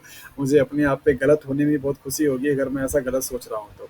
सो प्लीज़ आप लोग मेहनत कीजिए, और उसको आप अच्छे तरीके से पढ़ाई कीजिए। ठीक है ना? चलिए फिर मिलते हैं कल की क्लास में। तब तक के लिए आप लोग अपना ख्याल रखिए, और अच्छे से पढ़ाई फोकस करते रहिए। टाइम को वेस्ट मत कीजिए, जितना हो सके उतना टाइम को यूज़ कीजिए, बिकॉज़ ये सब टाइम आपके लिए बहुत बहुत इंपॉर्टेंट है। सबको मालूम है कि जो टाइम जा रहा है वो वापस नहीं आएगा, और आपको इसको यूज़फुल बनाना आपकी रिस्पॉन्सिबिलिटी है। इसे वेस्ट मत कीजिए। खास करके सोशल मीडिया साइट पे तो करते ही नहीं। सब बकवास है, सब आपके माइंड को खराब करने वाली चीज़ें हैं। चाहे कोई इंस्टाग्राम हो, चाहे फेसबुक हो, चाहे यूट्यूब हो, कुछ भी चीज़ हो, वो सब आपको, सब सिर्फ आपको इंगेज करती है, वहाँ से मिलता कुछ नहीं है। तो अगर आप में से कोई उसका एडिक्टर अगर है, उसको छोड़ दीजिए। सारे अकाउंट को कुछ दिन के लिए डीएक्टिवेट कर दीजिए, मत देखिए कोई न्यूज़ आपको। जब आपका दिमाग कहीं से फ्री हो पाएगा तब जाकर के आप किसी से फोकस कर पाएंगे। लगे रहेंगे अगर किसी चीज़ों में तो थोड़ा सा दिक्कत होगा। आई डोंट नो कि इनमें से कोई है भी कि नहीं है, बट अगर है तो प्लीज़ आप उसको रिजॉल्व कर लीजिए। मत बनिए उसके एडिक्टर, वो सबसे बुरी चीज़ है। ब्लैक तरीके का काम है वो। आपको ऐसे इंगेज रखने का एक तरीका है कि आपको अच्छे अच्छे रील्स मिलते रहते हैं, आप स्क्रॉल करते रहते हैं, स्क्रॉल करते रहते हैं, घंटों कब भी जाता है आपको पता नहीं चलता है। मिलता कुछ नहीं है, बल्कि आप अपने दिमाग से वीक हो रहे हैं। आपकी क्षमता घट रही होती है, आपको फटाफट नई नई चीज़ें देखने की आदत बन जाती है। आप किसी चीज़ को लेकर के फोकस नहीं कर पाते हैं। ये बहुत बड़ा डिसएडवांटेज है रील्स वील्स का देखने का। सो प्लीज़ अगर आप में से कुछ भी कोई भी लोग अगर ऐसा कर रहे हैं तो ऐसा करना बंद कर दीजिए, और ये टाइम आपके लिए बहुत इंपॉर्टेंट है। चलिए फिर मिलते हैं कल की क्लास में, तब तक के लिए गुड नाइट टू ऑल।